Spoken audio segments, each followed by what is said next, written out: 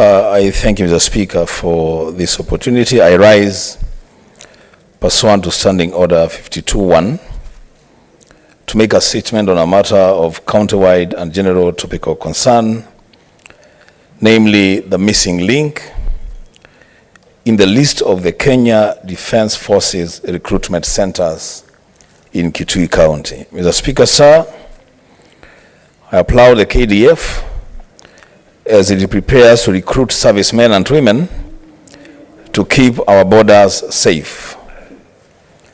The list of the recruitment centers in all the 47 counties in Kenya is out. I wish our young people across the country well as they compete for the available slots. May the very best get the coveted opportunity to secure our borders. Mr. Speaker, sir, I've keenly gone through the list of recruitment centers in the great county of Kitui.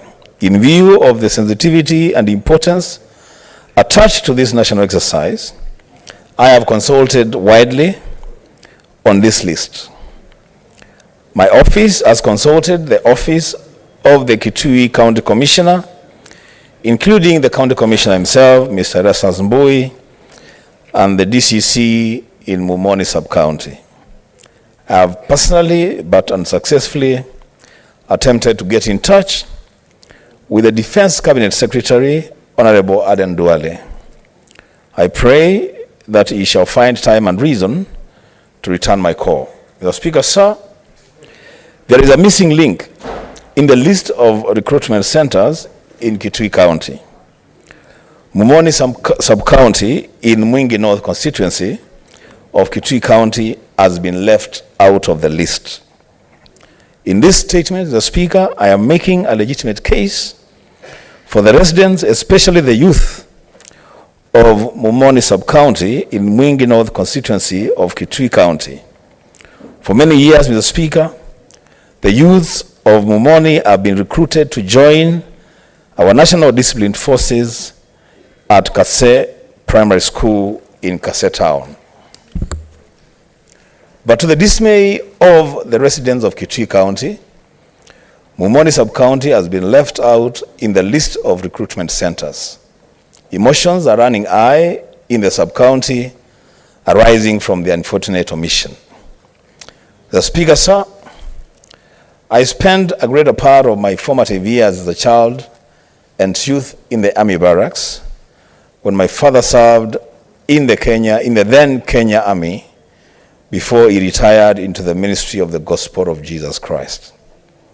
I am a responsible leader and would be the last person to unnecessarily politicize the recruitment exercise by the KDF. The Speaker, in the year 2017, a new sub-county called Tharaka Thagishu was created, administratively hived off from Mumoni Sub-County.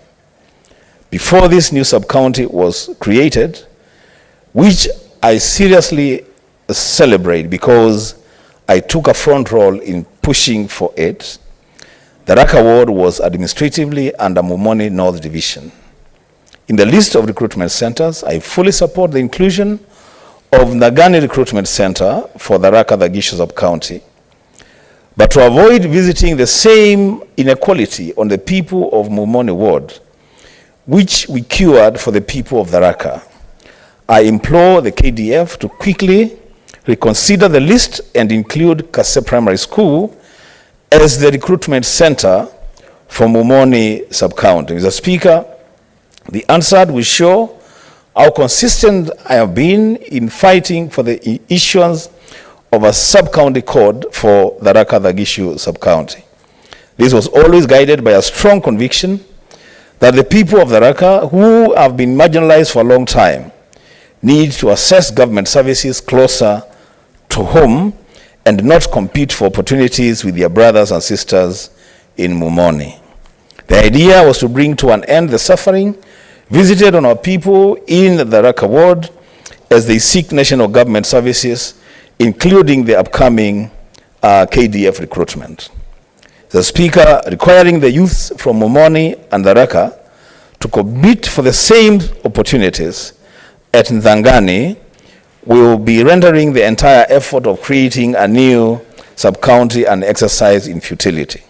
Last year, the KDF recruited servicemen and women from both Nthangani and Kase, and this should be the natural thing to do. Mr. Speaker, I submit that merging the two recruitment centers denies the youth of Kitui County opportunities for recruitment to the KDF. The KDF slots available at the Nthangani Recruitment Center should be left for the youth of Tharaka to compete for. The youths of Momoni should compete for their own KDF slots at Kase Primary School, as the tradition has been. The Speaker, for and on behalf of the eligible young people of Kitui County in general, and specifically the youths of Momoni and Tharaka sub-counties, I do submit that the Kase Recruitment Center be reinstated and a date given for this year's KDF recruitment exercise in Kitui County. May our best youths in Tharaka, Momoni, and all the recruitment centers in Kitui County and the country at large be successfully recruited to join the rank and file of the Kenya Defence Forces. It shall be well. I thank you, Mr. Speaker. Before we move to the statements pursuant to Standing Order 56-1, allow me to make the following communication. In the public gallery, we have 108 students accompanied by 7 teachers from Arap Moi Junior Secondary School, Kajiado County, who are in the Senate on an education tour. Honorable Senators, in our usual tradition of receiving and welcoming visitors to Parliament, I extend a warm welcome to them, and on behalf of the Senate and on my own behalf, wish them a fruitful visit. I will allow the Senator for Kajiado, the Honorable Seki, under 1 minute to welcome the delegation. Thank you, Honorable Speaker. I also take this opportunity to thank the teachers and the pupils of Arap Moi Primary School. The school is in Kajiado North, Ngoroi Ward in Kajiado County. And I want to thank you for you to choose the Senate as a learning institution. I believe you came on the right time. You've also seen quite a lot of activities in the Senate, and I'm very sure you will take quite a lot of knowledge back home. I want to invite you on behalf of my colleagues and the Speaker, and definitely we'll continue to interact down there at home. Thank you very much, Honorable Speaker, and God bless you as you go back home. The Chairperson, Standing Committee on Trade, Industrialization and Tourism.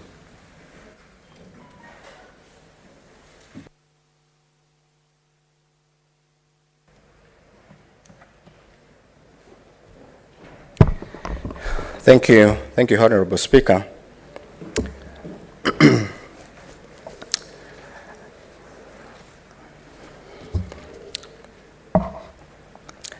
A statement relating to activities of the Standing Committee on Trade, Industrializations and Tourism pursuant to Standing Order number 56-1B for the period commencing 1st April 2023 to June 2023.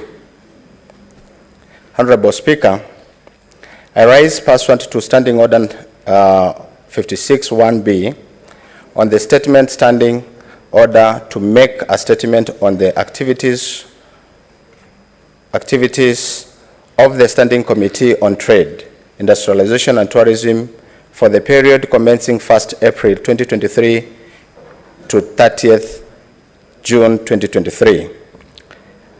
Mr. Speaker, sir, during the period under review, the committee held a total of 21 meetings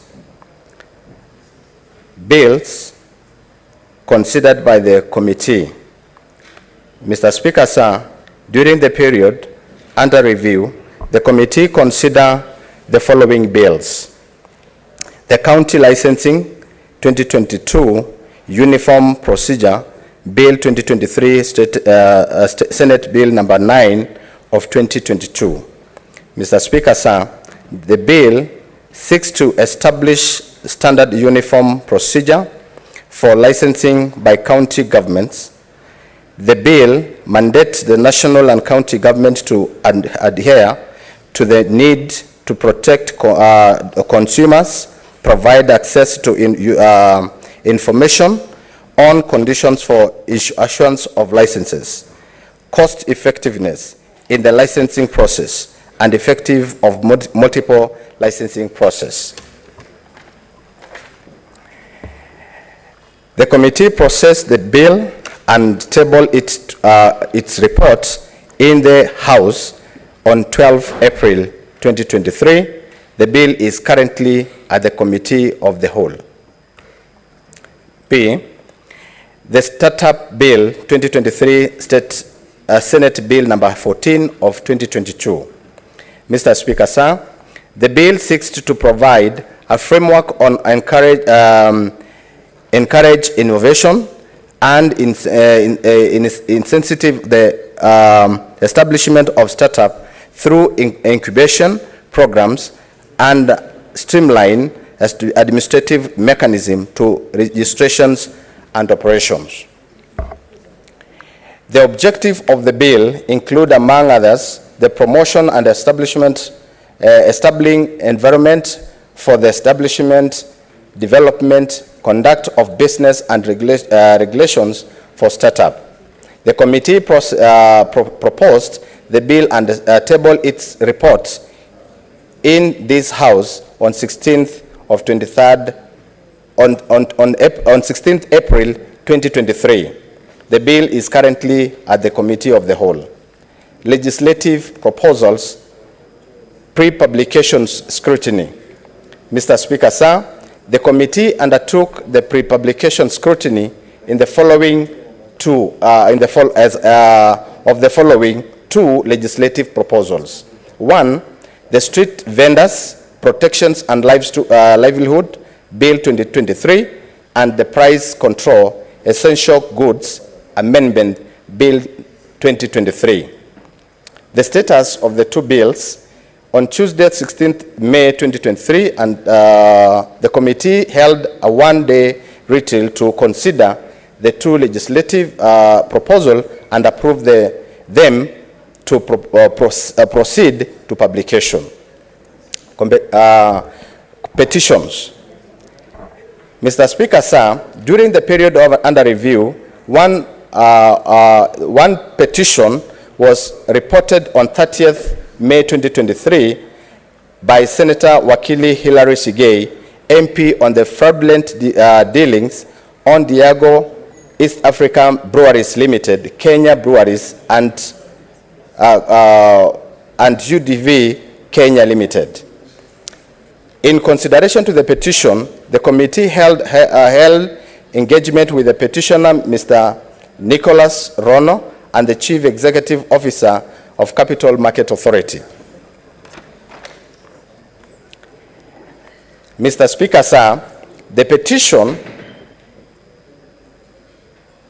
has requested the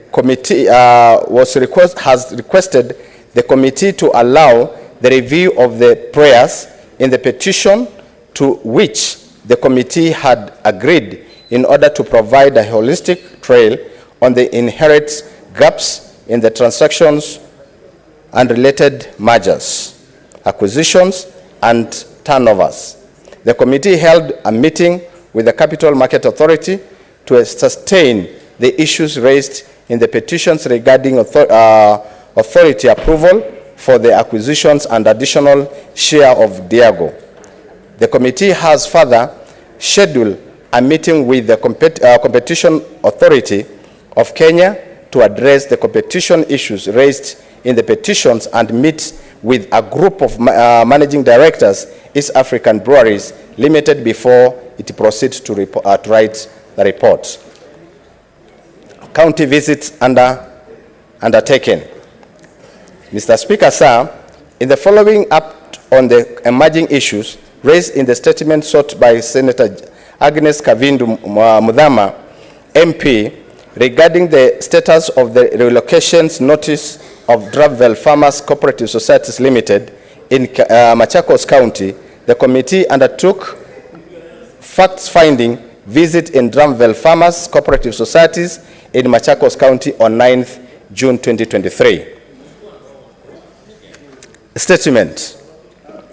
Mr. Speaker, sir, during the period under review, the committee considered 23 statements as follows. I will try to scale them into 3 concluded statements. A statement sought by Senator Alexander Munigi, MP, regarding the high... What is your point of order, Senator Mazai?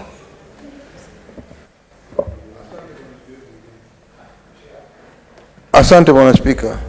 Bwana Spika, ukiangalia tabia za wale maseneta wengine walioko hapa, ingekuwa vyema ikiwa tungetimiza zile kanuni za kudumu.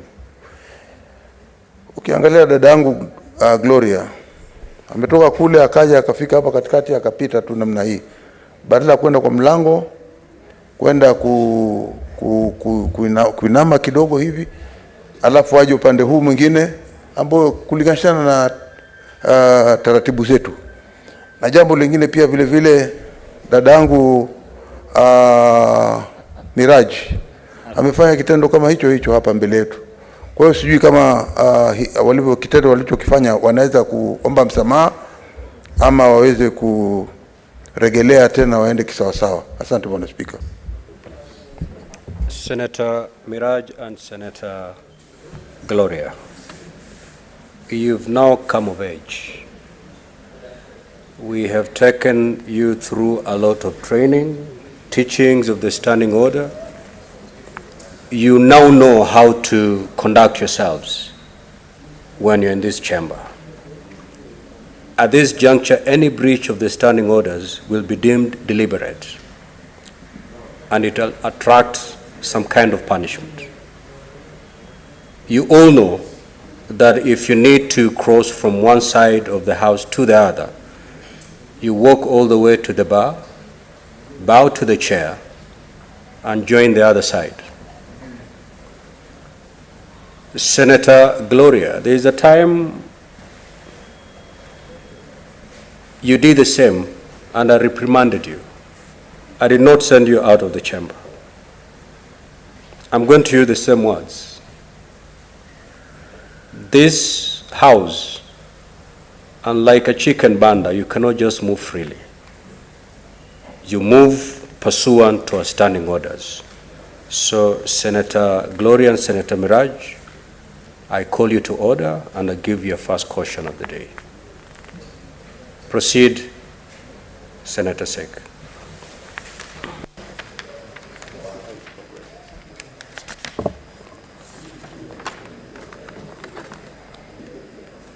Thank you, Honorable Speaker.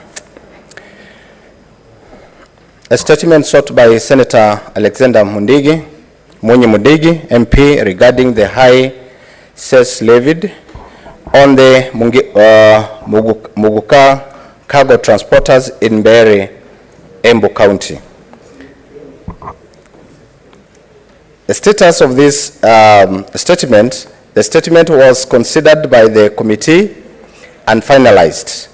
The committee resolved to hold a workshop with County Executive Member CCM responsible for trade in the county of Mombasa, Nairobi, Garissa, and Embu to discuss levies charged in Muguka cargo transporters. The committee has also scheduled a fact-finding visit to Embu County in the first quarter of the current financial year in order to interact with the affected transporters. Statement sought by Senator Mohammed Said Chute, MP, on the status of the management of museum heritage sites in Kenya.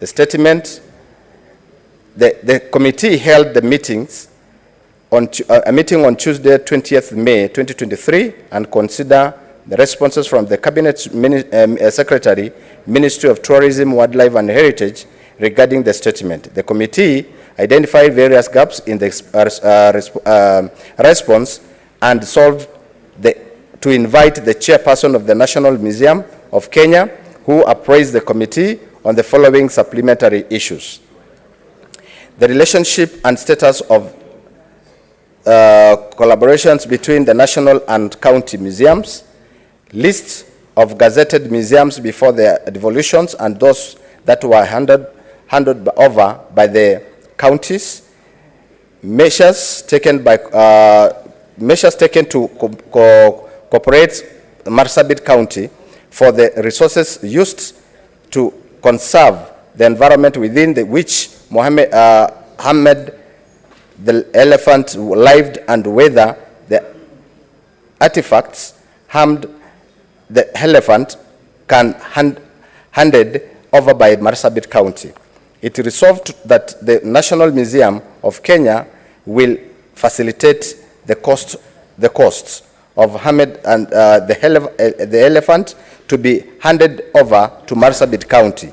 The committee will undertake further engagement with the Intergovernmental Relations Technical Committee to handle the museum's functions on the benefit of the counties. The statement was concluded.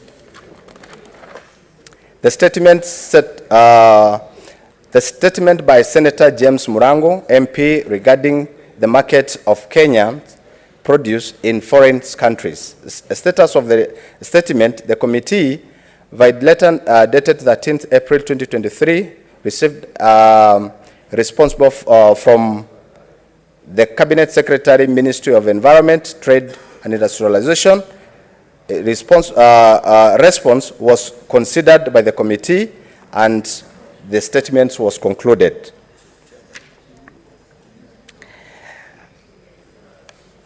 The statement under considerations by the committee, Honorable Speaker, it's a statement. Honorable Chair, you have 1 minute to go.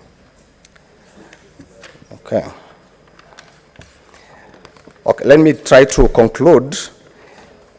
We have 5 statements that are still yet to be considered by the committee, and we have 12 statements yet to be that are waiting responses from the ministries. 7 responses from the Ministry of Cooperatives, 3 statements from the Ministry of Trade, and 2 statements from the Ministry of Tourism.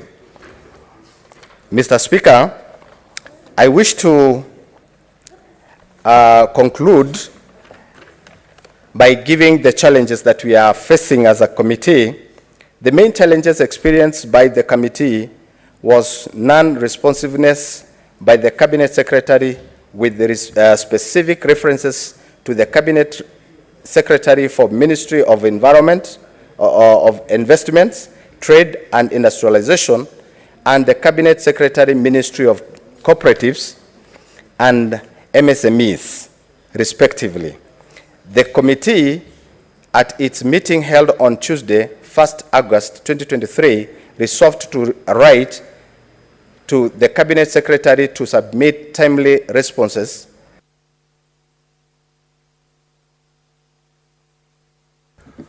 Honorable Chair, I'm going to allow you an extra minute to conclude. Thank you, Honorable Speaker. Priorities and activities for the next quarter. Honorable Speaker, the committee is scheduled to consider the following business in the next quarter: to undertake the inspections, visit to engage the members of the Dramville Farmers Cooperative Societies in Machakos County, undertake an inspection visit to Mbere Embu County to engage with affected mukoka cargo transporters. Further, facilitate a conference to the CC County of Embu, Nairobi, Mombasa, to undertake a facts-finding visit to Busia and Malaba on stop border posts to evaluate the status of regional trade and Kenya-Uganda trade flow. To undertake also the international study visit on 22nd to 27th of August within the mandate of the committee. Thank you, Honorable Speaker, Chairperson of Trade and Industrialization Committee. Thank you. Thank you. Honorable Chairpersons, kindly note that any statements that are made pursuant to Part 12 of our standing orders can only be made within 10 minutes, unless with leave of the Speaker. So as you prepare your statements, please abide by that standing order. And if you feel you cannot, the 10 minutes are not adequate, then make prior arrangements to seek the Speaker's permission so that we don't have to do what we've just witnessed today. The Chairperson Standing Committee on Roads, Transportation and Housing.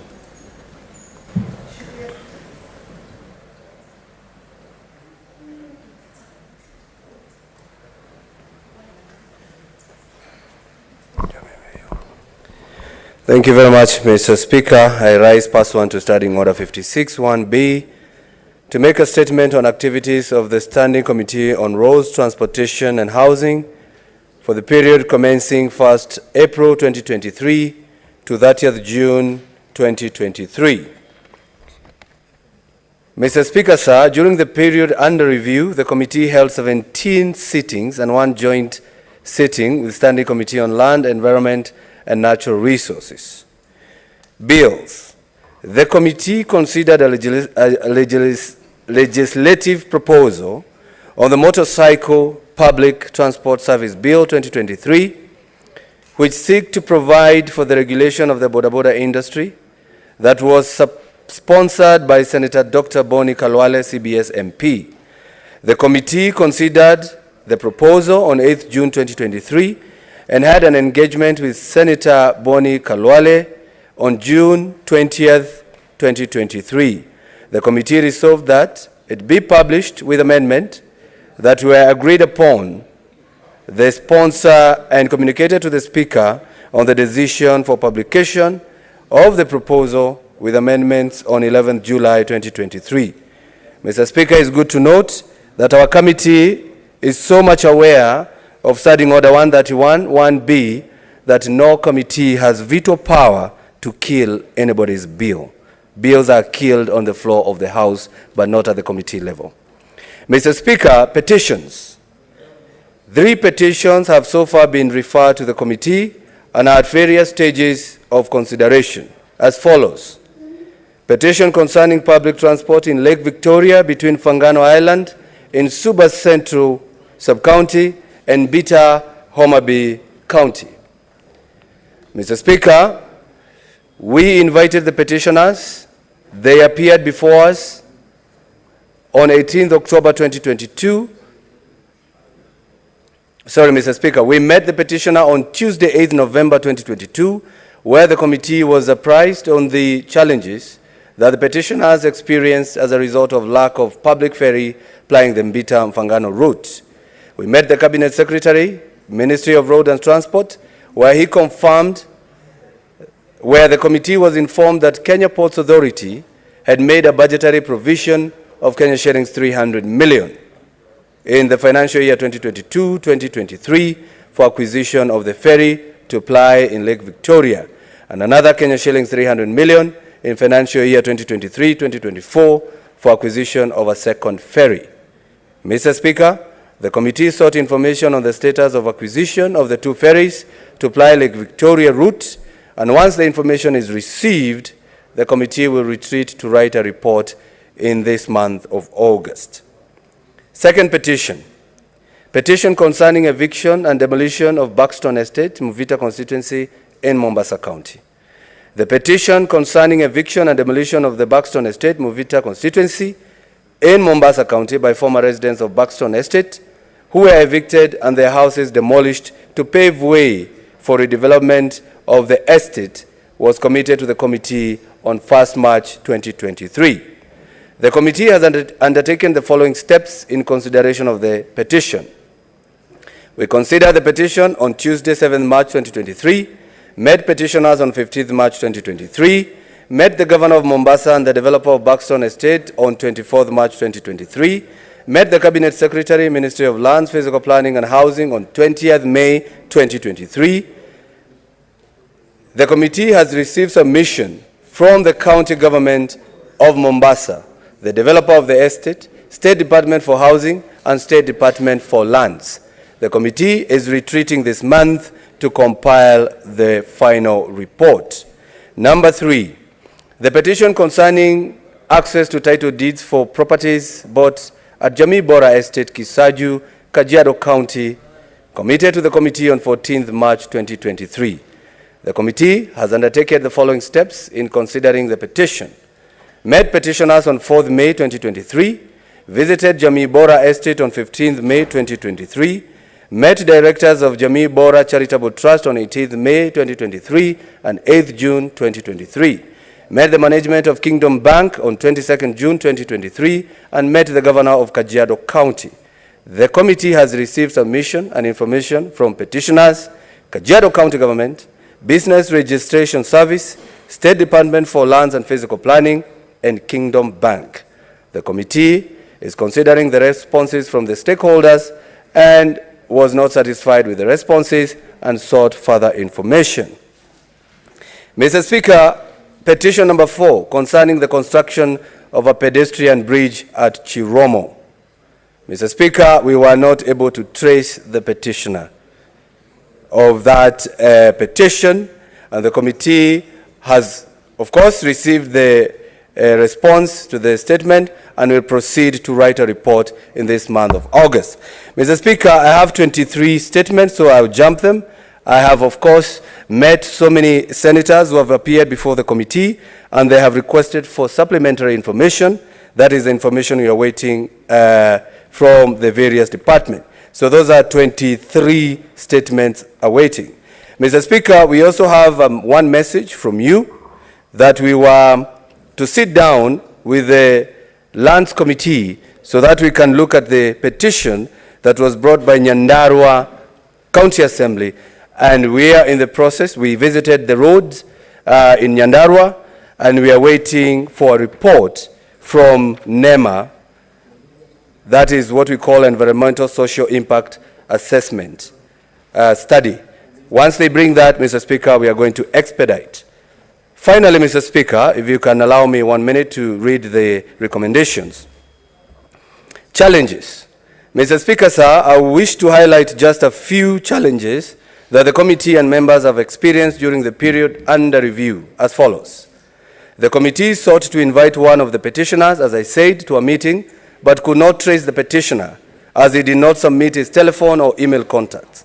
In light of this, the committee recommends that Standing Order 232.3 be reviewed to make it mandatory that both email and or telephone contacts of the petitioners are provided as a requirement for approval of petitions. And number 2, Mr. Speaker, the conclusion of the statement before the committee has partly been delayed by the unavailability of senators who requested the statements when invited to appear before the committee for consideration of their statements. In order to avoid a backlog of business, the committee has since resolved to proceed to consider responses to statements even where these senators are unavailable. Thank you, Mr. Speaker. Senator Karongo Wadhangwa, the Miracle Senator of Kiambu. Thank you very much. Chairperson Park. Chairperson Sessional Committee on County Public Accounts. Mr. Speaker, sir, pursuant to Standing Order 56(1)B, I rise to make a statement on the activities of the County Public Accounts Committee for the period commencing 1st of April to 30th of June 2023. During the period under review, the committee held a total of 31 sittings, in which it interrogated reports of the Auditor General on financial statements of 15 county executives and 11 county assemblies. And Mr. Speaker, the committee adopted 15 reports for county executives and 9 for county assemblies, and will be tabling them in the current session. Mr. Speaker, sir, during our deliberations, an issue arose regarding the potential conflict of interest, where a sitting senator was a governor, chief executive officer, or accounting officer during the financial year of an entity appearing before the committee. Whereas Standing Order 219 allows a senator to attend the meeting of any select committee, the committee observed that the principle of nemo judex in causa sua required that no one should be a judge in their own cause. The committee, therefore, resolved that senators who find themselves in that situation would not be allowed to sit as friends of the committee. Mr. Speaker, sir, Nairobi City County Executive had evaded oversight by the Senate for a long period and had outstanding audit reports for 3 financial years. Mr. Speaker, the committee eventually invited the Nairobi City County government to review the audit reports for the financial years from 2017 to 2020 and made the following observations. Mr. Speaker, there were systemic challenges in collection of on-source revenue, and the committee requested the Auditor General to conduct a forensic audit of on-source revenue for Nairobi City County for 3 financial years and present its findings to the Senate within 3 months. And Mr. Speaker, the variances cited by the Auditor General were to the extent of close to 9 billion between the collections and the reports. Mr. Speaker, Nairobi City County also cited frustrations in accessing records maintained by the defunct Nairobi Metropolitan Service. The committee invited the State House Comptroller, who takes responsibility for the residual functions of NMS, and directed that systems access be granted to the county government. Mr. Speaker, the committee also directed the fast-tracking of the handover and requested the Auditor General to conduct a forensic audit on pending bills for the 3 financial years. Mr. Speaker, with respect to Nairobi, the committee resolved to conduct a public inquiry into colossal legal fees, government-to-government debts, especially those owing to LAP Fund and LAP Trust, and the committee also resolved to conduct a public inquiry into the 5 billion commercial bank loan that the county has failed to service, leading to huge interest and penalties. Mr. Speaker, sir, the committee also took an interest in the unhealthy size and growth of wage bills in many of the counties. Consequently, the committee wrote to 7 counties, namely Kisii, Homa Bay, Nairobi, Nyamira, Nandi, Mombasa, and Garissa, to explain the measures they have taken to reduce their wage bill to the recommended 35% threshold. The committee has since invited Kisii County and given recommendations to ensure fiscal prudence. Mr. Speaker, sir, the committee has seen an improvement in financial management in county assemblies. The main weakness across most assemblies relates to poor asset management. Majority of county assemblies do not possess titles to the land on which the assemblies sit, and the committee has recommended that the Intergovernmental Relations Technical Committee should assist assemblies to secure ownership of these assets, as well as those inherited from defunct council.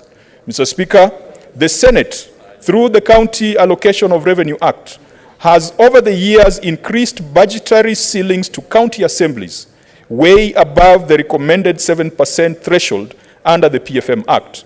In some cases, assemblies have received as much as 13% of a county's revenue, while on the other hand, some assemblies still receive less than 7%, for example, Mombasa County Assembly. The committee recommends that the relevant committee undertakes a thorough analysis on the needs of county assemblies so as to ensure uniformity in allocations and compliance with the PFM Act. The committee also recommends the fast-tracking of legislative and administrative measures that will afford county assemblies financial autonomy. Mr. Speaker, sir, during the period under review, the committee scheduled a visit to the Coast region for audit review and project inspection. The visit was postponed to early July, where the committee interrogated audit reports for Mombasa and Tana River county executives. The committee also carried out physical inspection of the Mombasa Stadium and early childhood development centers that had been cited by the Auditor General for lack of value for money. The committee is grateful to Mombasa County Assembly for offering their chambers and hospitality for the meetings. Mr. Speaker, sir, pending bills continue to be a financial burden for most county governments. The committee shall convene a meeting in the next quarter with relevant entities, including the Office of the Auditor General, the Control of Budget, Council of Governors, the National Treasury, and the Ethics and Anti-Corruption Commission, to define actionable measures to ensure the integrity and completeness of accounts payables across the counties. Mr. Speaker, sir, there is lack of uniformity in the accounting policies used in county entities. Whereas financial statements of county funds and corporations are prepared on accrual basis, those of county executives and assemblies are prepared on cash basis. This has made it impossible to obtain consolidated financial statements for county governments and has further amplified the problem of pending bills and returned county revenue fund issues. The stakeholders meeting proposed above will also come up with a timeline for all county entities to migrate to the accrual basis and for the preparation and audit of consolidated financial statements. In conclusion, I wish to thank the members of the committee and the dedicated secretariat that usually sits for long hours to ensure we reduce the backlog of audit reports. The committee will use various strategies, including subcommittees and merger of financial years, to shift to a more proactive mandate and to ensure the Senate is current in its interventions. Mr. Speaker, I want to thank my Vice Chair, who has chaired various subcommittees and that has helped us to be up to date. I also want to, Senator Methu calls himself the Assistant Chairman of the committee, the same way he calls himself Assistant Majority Leader. But all members of the Public Accounts Committee have done an excellent job for us to be up to date. Thank you, Mr. Speaker. Now, Honorable Senators, pursuant to Standing Order 56.3, I will allow comments for not more than 20 minutes. The Honorable Osotsi. Thank you, Mr. Speaker, for this opportunity. Mr. Speaker, committee system is a very, very efficient way of processing matters in any house.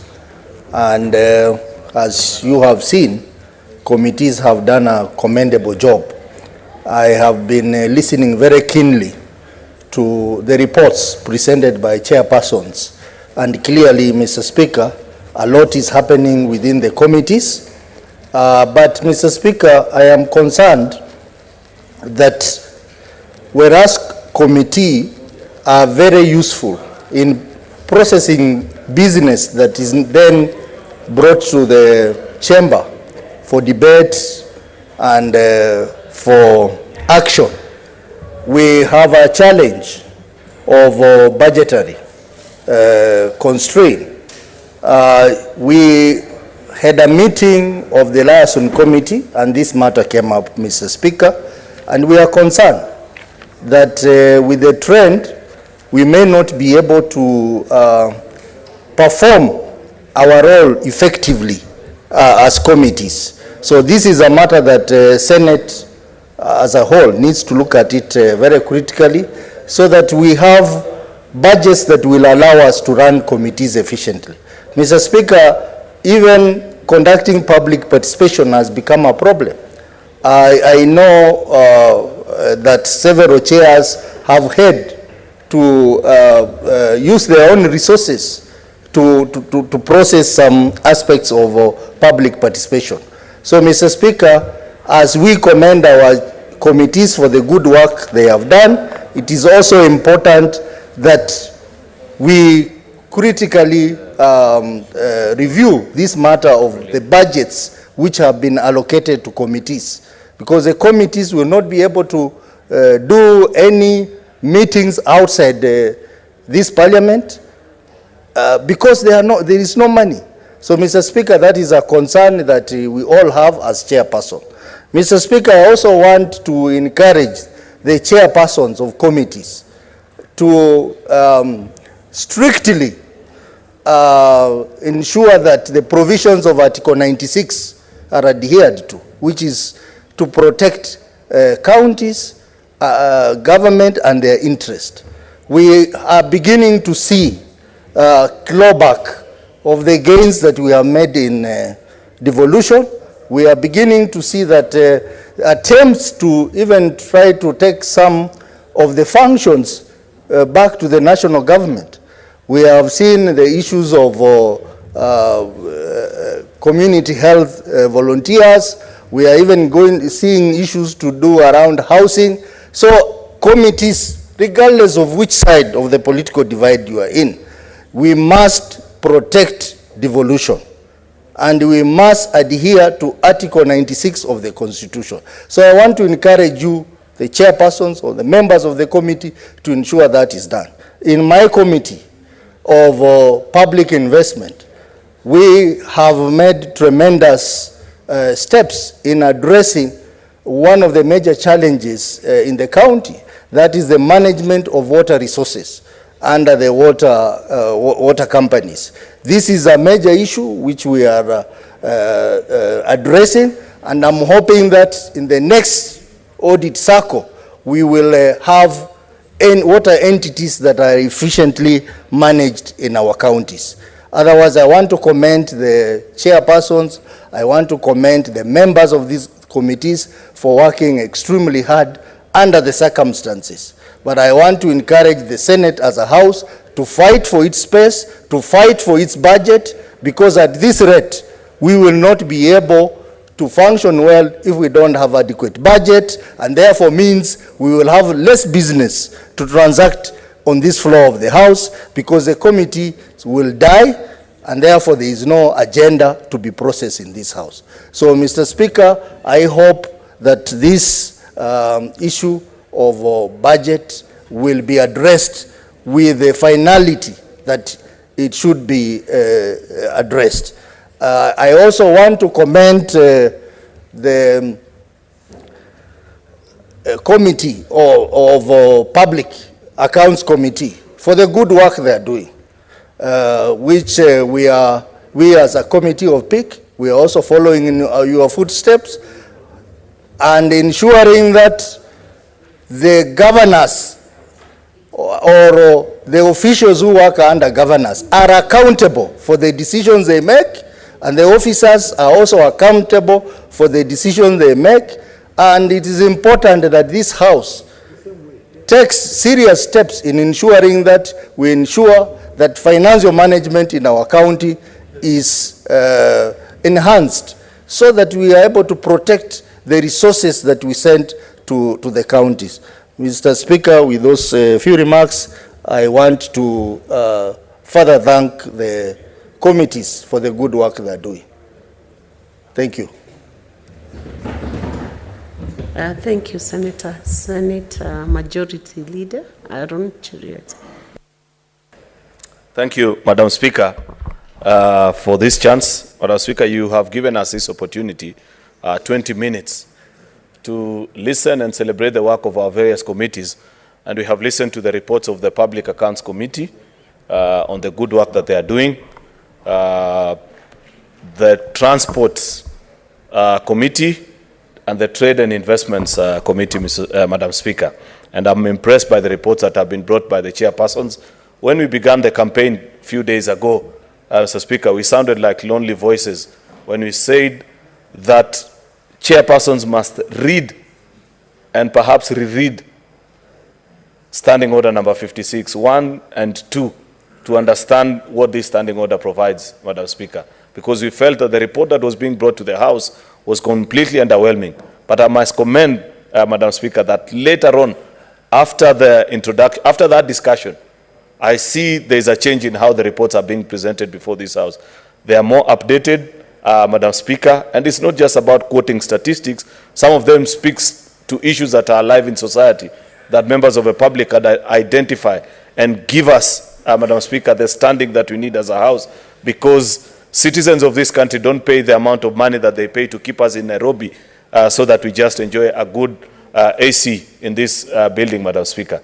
Madam Speaker, I'll take perhaps a short time, because I do appreciate that it's only 20 minutes allocated to all the senators, and therefore maybe each of us should do perhaps 2 or 3 minutes only and be able to compress our comments and thoughts on what has been said.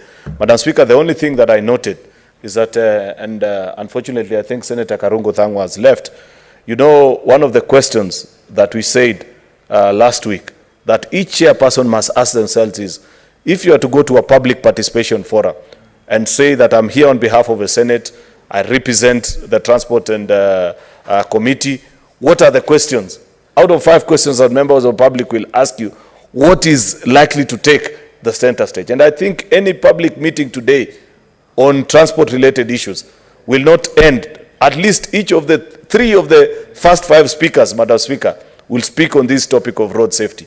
The fact that we continue to lose almost 5,000 Kenyans each and every year in a civilized society, that is completely unacceptable. The statistics continue to grow. As we build better roads, Madam Speaker, without changing our ways and without the government giving us a proper response on what is it that we can do so that we stop losing lives of our citizens on the road, Madam Speaker, is something that I expected this committee to tell us. And I hope, as they retreat to continue and carry on their duties, that they will update this House and the country on how specifically they are holding the National Transport and Safety Authority to account together with their minister, so that we can reduce on that statistic, Madam Speaker.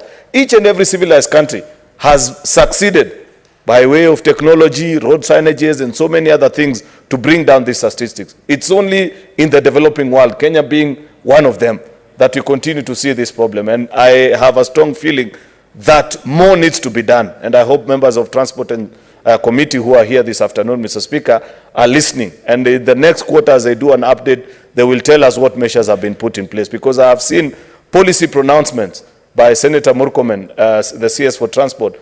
But as a House that is charged with the mandate of oversight, is to hold now this Cabinet Secretary to action. Compare what they say in public to what is actually happening, Madam Speaker, so that we know for sure that a lot is being done. Madam Speaker, I say this because you know that last month the people of Kericho were visited with heavy tragedy when we lost more than 50 Kenyans in one go due to a traffic accident. And I hope that this committee, in honor of such victims and many other Kenyans that continue to lose their life through no fault of their own, just because we haven't been properly organized around the road safety topic, Madam Speaker, can feel that their government understands the challenges that they're going through. Finally, Madam Speaker, a very interesting case that the Trade and Investment Committee has presented to this House. You know, Madam Speaker, this must be the Senate or the Parliament that breaks new barriers in legislation. You know, one of the things I enjoy doing, Madam Speaker, is sometimes watching other parliaments and the kind of work that they do. I enjoyed in 2021, post-COVID, Madam Speaker, the trials that used to happen in the Senate of the US. And perhaps I took a particular interest on Senator Elizabeth Warren taking on bank CEOs, specifically the Wells Fargo CEO, Madam Speaker, and you know the kind of exchange that they had, holding them to account on what they were doing to individual citizens during the COVID period and pre that time. And you remember at that particular time, the bank executives tried pleading the almighty quoted phrase by cooperatives, government should be able to protect investments. And he asked a question which we must ask ourselves, is it corporates that need protection or citizens that need protection from corporates, Madam Speaker, in this world, knowing the power and influence that certain corporations wield? Senator Seki read before this House a petition that was brought by a citizen on the operations of Diageo in Kenya. Madam Speaker, you will recall those that were in Parliament, I think maybe only Senator Boni Halwale was in Parliament at that time in 2003. The big debate that happened in the country when then Kenya Breweries Limited was being sold to international investors. There were fears. And what has happened if what the Kenyan what the petitioner that has brought that petition to this House is alleging is true, then the fears of Kenyans at that particular time have been confirmed. Kenya Breweries used to be a very successful company, had depots, had transportation facilities across the country, was employing more than 6,000 Kenyans, had a football club, so many things that you could celebrate, and all the profits remained in this particular country, Madam Speaker. That petition, as you... Would you wish to be informed by Senator Katib? Yes, I don't mind, Madam Speaker. Yes, I want to inform my colleague and majority leader that Kenya Breweries still supports Kenya Breweries Football Club. Thank you. Madam Speaker, I'm not very sure how useful that information. Senator Faki will know that I personally have interest in one of the local football clubs. Unfortunately, we were relegated last season. But the Tusker FC of 2023 is nothing to write home about compared to Kenya Breweries Limited of the 90s. If you're a good fan of football, you know that, Madam Speaker. And therefore, not to lose my point, Madam Speaker, this petition challenges us as a house to look into the operations of big corporations that come into this country, pretend that they are investing, yet in the real sense, all they are doing is to strip the assets of big corporations that have been built by the sweat of Kenyans and repatriate the profits out of the country. There is nothing exceptional about brewing beer, Madam Speaker, that warrant other people or investors from other parts of the country or other parts of the globe to come and do the kind of things that we are reading about in that particular petition. Of course, I have listened, Madam Speaker, to the chair, mentioned that Capital Markets Authority appeared before us, and they are coming back once more time to look and respond to the questions that are being raised in that petition on the operations of East African Breweries Limited, non-competitive practices, ensuring that they shrink other players out of the market, and so many other things that are being alleged in that particular petition. That is a petition that many of us should follow, Madam Speaker, because there are many corporations that invest in this country and we feel happy about it, yet in the real sense, what they get vis-a-vis what Kenya as a country enjoys for hosting them and for providing them an opportunity to invest in this country, the two are not compatible, Madam Speaker. It is a well-known patriotic philosophy across countries nowadays, Madam Speaker, that even as you negotiate in trade deals, you look out first at your national interest vis-a-vis that of those that are investing in this country. Therefore, this is a petition that will be cleanly following, Madam Speaker, that is before this particular committee. With those many remarks, Madam Speaker, I support the reports that have been tabled and continue to keenly follow the work and the operations of our committees. Thank you, Madam Speaker. Thank you. Thank you, Senator. Senator Sifuna.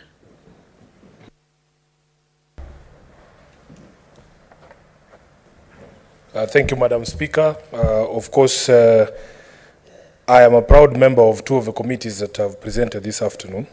First, I want to congratulate the chair and members of the County Public Accounts Committee and the chair and members of the Roads and Transport and Housing Committee, of which I'm also a member. Madam Speaker, being a member of these two committees, I have to admit that I have learned a lot.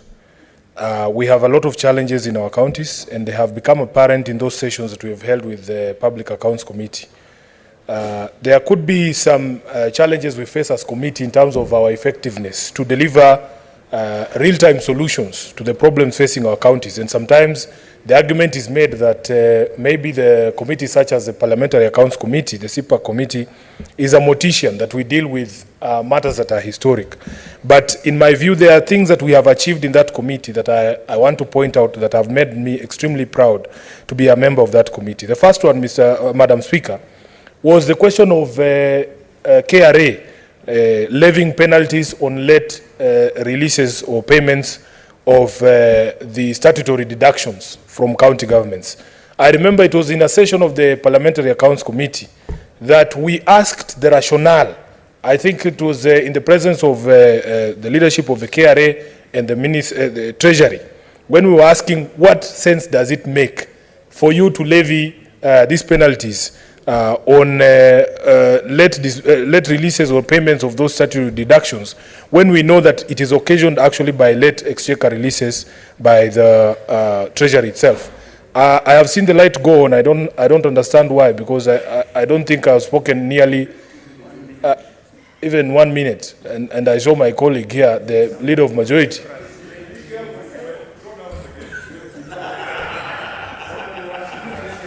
Perhaps, Madam Speaker, I can be given direction as to what time I have. I think the light means 5 minutes. You have 5 minutes.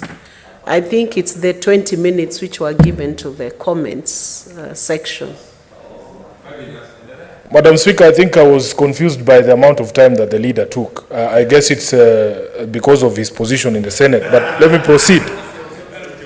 Yes, Madam Speaker, we have also been faced with the specter of pending bills before the committees. But I was happy that in front of that committee of PAC, the leadership of the former NMS, for instance, here in Nairobi, admitted that they were not going to load the 16 billion pending bills that were on the NMS books on the county government of Nairobi, that in fact that money was going to be paid from State House. So I can see that there are current issues that we have addressed in the PAC committee, and I feel very proud and privileged to be a member of that particular committee. We have also been trying to explain to the counties that we are actually friends and partners in the success of devolution, so that there doesn't need to be an adversarial relationship between this committee and the committee and the county governments themselves. Then from the roads, transport and housing, I was very happy when the committee visited the Mombasa County to discuss the question of the development or redevelopment of Buxton Estate. Because even here in Nairobi, we have many old city council estates that are earmarked for redevelopment. And because of the hue and cry in Buxton, we made a resolution as a committee that we would never allow what has happened in Buxton to allow in any other place in the Republic of Kenya. So we inserted ourselves as a committee, even in the current redevelopment plans in Nairobi, and I'm very happy that when I wrote as a senator of Nairobi to the committee chair, Honorable Thangwa, to look and take up the issues in the estates in Ofafa, Jericho, in Lumumba, and in California, action by the committee has led to the institutions that are responsible for these redevelopments, especially the county government of Nairobi, listening to these residents. And even as we speak today, I received a message from the chairman of Ofafa Jericho, Juan Mungonda, saying that they have now been invited formally to actually have a conversation with the county about the redevelopment of Jericho, which is a positive product of the engagements with the committee. I have attended those public participations. I have had Majority Leader allude to them, and it is clear that there is an effort that is being made, at least by the City County of Nairobi, to engage the residents, and I continue to laud the governor and his people for giving an opportunity to hear the residents who are going to be affected by these developments. Finally, Madam Speaker, on the question that my Majority Leader has spoken about on EABL, indeed the petition that has been brought regarding the issue of EABL is a matter that we should all take interest in. That I have had some of the submissions that have been made before the committee. As the chairman himself confirmed, the Capital Markets Authority appeared before that committee, and from the perspective of the Capital Markets Authority, there was no wrongdoing during the transfer of those shares. And it is also not something to be overlooked, my brother Majority Leader, that in fact this institution continues to provide Kenyans with a lot of employment opportunities. There are farmers in the western regions who are now growing sorghum and earning a living from Mutembei and barley. So that we should find ways in which we can resolve issues that arise when companies such as this, that are major employers in this country and that contribute to the economic development of this country, have issues in a way that does not scare investors or vilify companies that are just trying to do business. As a regular consumer of the products of EABL myself, Madam Speaker, one of the problems that we face in this country is high taxation. In fact, if you speak to the management of EABL, they will tell you that just these last few months, the sales have gone down because many people can no longer afford this product. And even when, Madam Speaker, protect me, because I know there are Christian fundamentalists in the house. But the point that I am making is, even when we take the war on illicit alcohol to the villages, it is very critical that we do not send even those people who could afford the regular beer a few months back to now start pursuing or looking for this cheap illicit brew, because they can no longer afford to buy products such as those that are sold by EABL. Madam Speaker, even the sales going down means a reduction in the taxes that could otherwise have been collected from these particular products. And it has an effect on everyone and on everything. If a company does not have spare resources, for instance, if their profits go down, then even their involvement in social and community projects such as the Tusker FC and the EABL football club that Majority Leader was talking about reduces. It is not possible for you to spare money for some of these projects if you do not have sufficient sales and you're not making the sort of profits that you are making. Indeed, I recall the good old days when East Africa Breweries football team, they would come to Kakamega, where I grew up, to play a team called Motcom, which was the Ministry of Transport and Communications. And big as they were, we used to whip the majority leader. So the fact that the team is not performing as good as, as it did in the 90s, does not necessarily mean that EABL is now a bad company. Time up, Senator Sifuna. Senator Methu, you are either the Christian fundamentalist or a regular consumer like your colleague.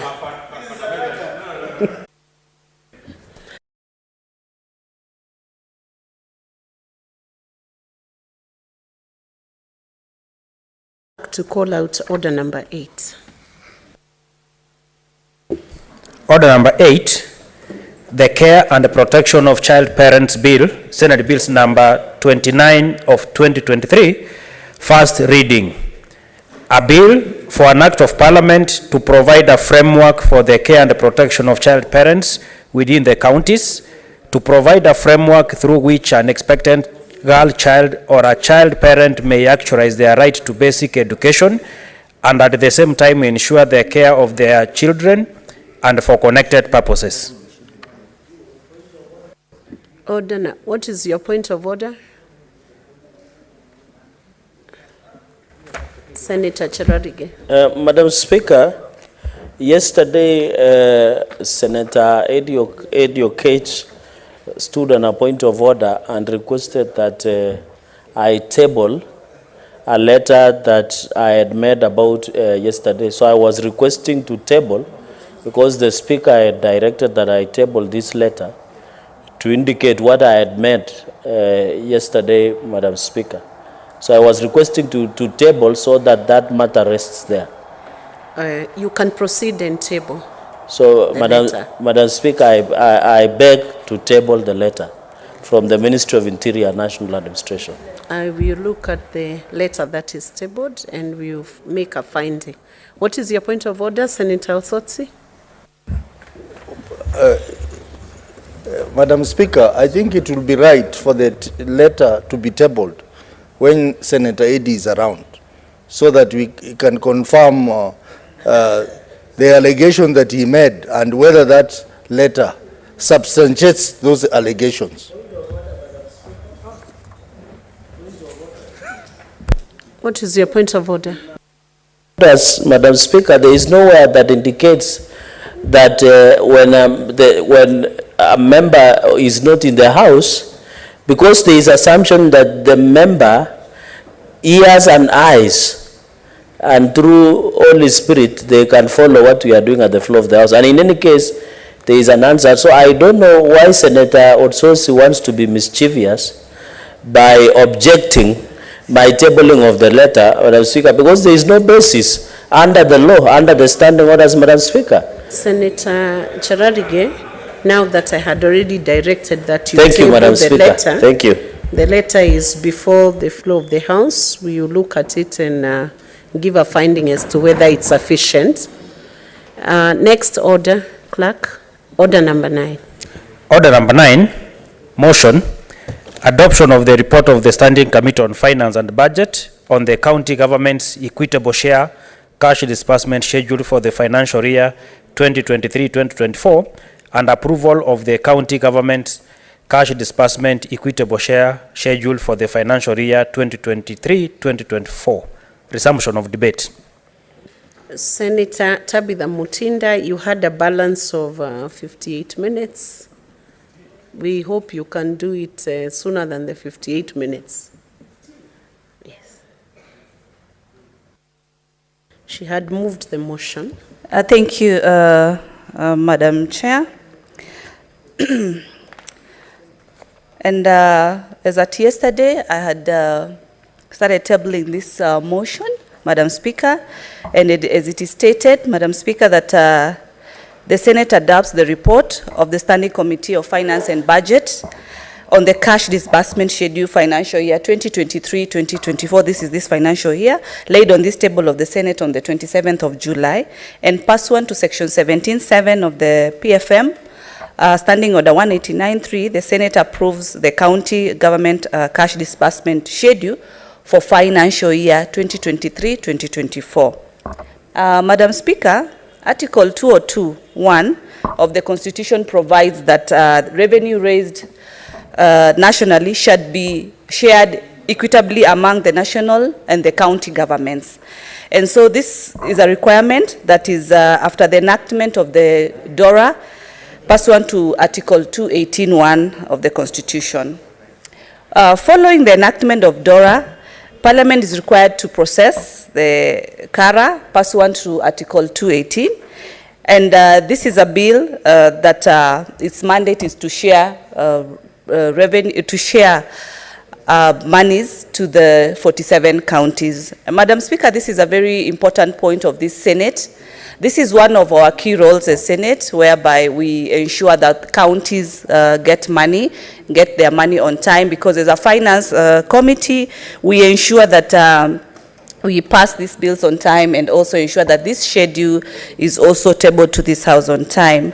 Let me state that, Madam Speaker, in the allocation of these funds, there are different parameters and indexes that are used so as to allocate funds to the different counties. They are based on different parameters, and some of these indexes range from the Agricultural Services Index, which is about 10%. There is the equal share at 20%. We have the urban services, 5%. Health services at 17%. Other county and population matters at 18%. Land space at 8%, and road index 8%, and the poverty index at 14%. These are some of the parameters that we use at finance to be able to determine the different allocations for the different counties, because different counties receive different allocations, and these are based on the different parameters that I've actually been able to mention. Madam Speaker, once CARA has been ascended, and it was ascended by the President, now the National Treasury, pursuant to Article Section 17(6) and 7 of the PFM Act 2012, it's required that we prepare and submit to this House the equitable share disbursement schedule, which, as I table this report, Madam Speaker, I want to note that the schedule is in place. It is signed by the CS Treasury, Professor Ndongo, so it is part of this report that I'm tabling, Madam Speaker. Madam Speaker, Section 17(6) of the PFM Act provides that Treasury, at the beginning of every month, that is not later than 15th of every month, money shall be dispersed to the county government. So this schedule, Madam Speaker, it's a schedule of how much is going to be dispersed to each county each and every month of the year. And the disbursement schedule provides what is also expected to be dispersed to each and every county.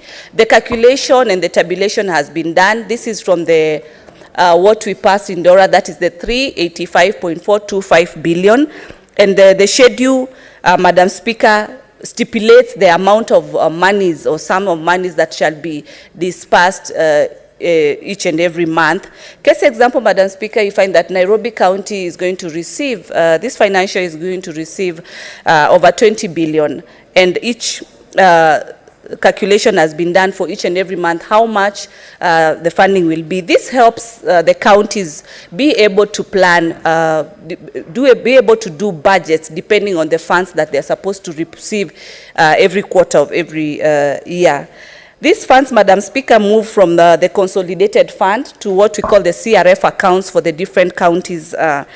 And this helps the different counties to be able to deliver their services to the citizens as they've promised, or if they've done their public participation, they are able to budget depending on what they are going to receive. And this is one of the key schedules that really helps them to be able to set their budgets very, very correctly. The schedule operationalization ensures implementation of Article 219 of the Constitution, Madam Speaker, which provides that county equitable share shall be transferred to the counties without undue delay. Yes, Madam Speaker, we've at times experienced delays by National Treasury, delaying funds to the county governments. And this is something that we've noted, but I'm happy because as we speak, all funds for financial year 2022-2023 have fully been dispersed to the county. The last one was just last week when I witnessed with the PS Kipto when they dispersed the final batch of 32 billion. Something that we also applaud Kenya Kwanza because in our manifesto, Madam Speaker, this was one of the key goals to ensure that counties receive their monies on time. So this schedule, Madam Speaker, is very key to the counties because it is in this that with this approval by this House, then the counties will be able to plan better and be able also to receive. And also it gives the opportunity the National Treasury to be able to disperse the funds on time, because if we also do not, if we delay this passage, then it also delays funding to the different counties. Madam Speaker, following the enactment of the County Allocation Revenue Act, number 8, 2023, which provided individual county allocations for financial year 23-24, National Treasury submitted the cash disbursement to the Senate on the 6th of July 2023 for consideration and approval. The schedule, as I've stated, was tabled on the House on 18th of July 23 and committed to our committee, the Committee of Finance and Budget, pursuant still to Standing Order 189-2, Madam Speaker. In the preparation of the disbursement schedule, National Treasury has informed us that it is a schedule that is an annual schedule. Each county allocation for the financial year 23-24, which spreads across the 12 months of the year. And these 12 months begin, Madam Speaker, from every 15th of July. Like this one for this financial year begins from 15th of July to 15th of June. But you know that disbursements are normally quarterly, so the expected Madam Speaker, that the parameters, the percentages that I've just stated are the percentages for financial year 2019-2020, because the law says that that is what should be used within the 5 years. So we are looking, because it's calculated at around 8%, but in the final part we look at, because it's calculated at around 8%, but in the final part we look at a calculation of 9% of the total allocation, Madam Speaker. Madam Speaker, in the consideration of the disbursement schedule, us as a committee, and I really want to thank my committee members. Finance Committee is one of the committee that is actually very, very busy, Madam Speaker. We really have so many bills, and as you can see, I appreciate the House because they are always prioritized. Because our key mandate is to ensure that counties have funds and are able also to receive their funds on time. So Finance Committee is a very, very busy committee, Madam Speaker. We also are guided by the timelines of each and every bill that we bring aboard to this House, because those timeline factors, if not then considered, then we find that we are not following or abiding to the timelines of the Constitution. So I want to really thank my members of the committee, you know, because they've been very, very committed, led by my whip leader, Senator Boni Halwale, Senator Onyonka, Senator Faki, Senator Shakila, Senator Eddie, not forgetting the Honorable Chair, Senator Ali Roba, and of course the other members, Joyce Coril, Senator Michael, my namesake Tabitha Keroche, been very, very committed to ensure that we commit to ensuring that timely response of these bills has been put in place. The stakeholders that work with us in these committees, one of them is the Office of the Cabinet Secretary, the Office of the Ministry of Treasury. We also have the CRA. They've been very, very active in ensuring that during the tabling of any of the bills at Finance and Budget, we really have their inputs. I can't forget the input of the COG, led by their chair, none other than the governor of Kakamega, Honorable Baraza, his deputy, and the other member, I remember Governor Simba. They've been very active to supporting this committee. Something that we really do appreciate. The secretariat that we have, Madam Speaker, is key on point on all that needs to be done to ensure that we are able to table our bills on time, we are able to have the right schedules on time. We really applaud them. But I want to note, Madam Speaker, in the implementation and in the whole process of these schedules, you find that we also observe as a committee a few things, and I would want to say that one of the observations is that there's a very big need to be able to align the timeline for the submission of the cash disbursement to the passage and the assent of the county allocation revenue bill. Article 219. Madam Speaker, I can hear too much noise and I would want to concentrate when I'm talking about funds. Could the Honorable Senator be heard in silence, please? Proceed, Senator Tabitha. Thank you so much, Madam Speaker. And as I've said, this is a very... Senator Cheptum was the one driving that noise. Now it has dissipated.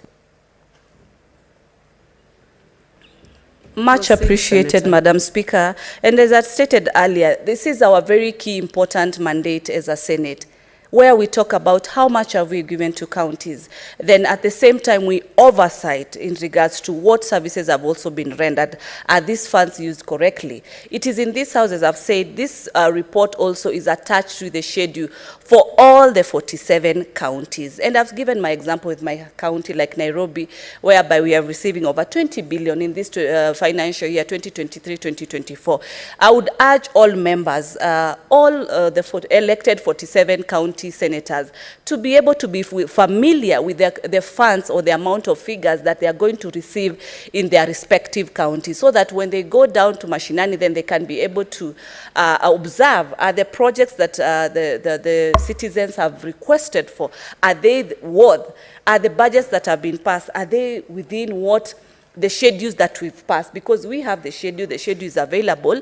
It will be prudent, it will be very wise and very important for them to understand how much is being issued to their different counties. Let me go back to the issues that I'd said we had observed as a committee, Madam Speaker, and I'd stated in regards to the timeline of when we are supposed to bring the cash disbursement schedule to the House, and stated that there is need to align the timeline for the submission of the cash disbursement schedule to the passage and assent of the County Allocation Revenue Bill. Article 218(1)(b) of the Constitution requires that introduction in Parliament of the County Allocation Revenue Bill should be done by every 30th April of every year. Once enacted, Madam Speaker, the Act informs that the preparation of now the cash disbursement schedule, which is now what we have actually done, follows, and hence, if the approval of CARA delays, then the cash disbursement schedule cannot be prepared, Madam Speaker, cannot be submitted, Madam Speaker, cannot be approved. Hence, and finally, cannot also be published in the Kenya Gazette by 30th of May. What does this then say? Then this says and indicates that then the county governments will not be able to receive their funding on time. Then hence delay. That delay, Madam Speaker, trickles down to the citizens who are waiting to enjoy the services and of the devolved government that we really are enjoying being in. So the timeline factor is something that we've observed as a committee. In regards to the disbursement of funds to the CRF accounts, County Revenue Funds account, National Treasury also, most of the time, has really failed to adhere to the approved cash disbursement schedule. And this has also caused big timely delays. And this is definitely against the law.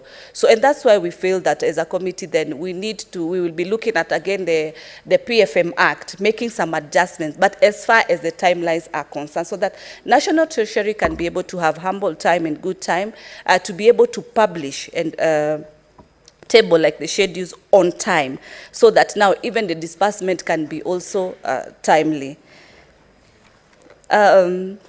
Because as I've stated earlier, Madam Speaker, different programs, different projects of the counties then delay. You had some time back when the governors and the different county assembly had put warning of going on strike, and simply because of the delay on the disbursement of funds. as much as a committee, Madam Speaker, I want to state that as a finance committee, we've really encouraged governors. We continue to encourage county governments to maximize on what we call on-source revenue.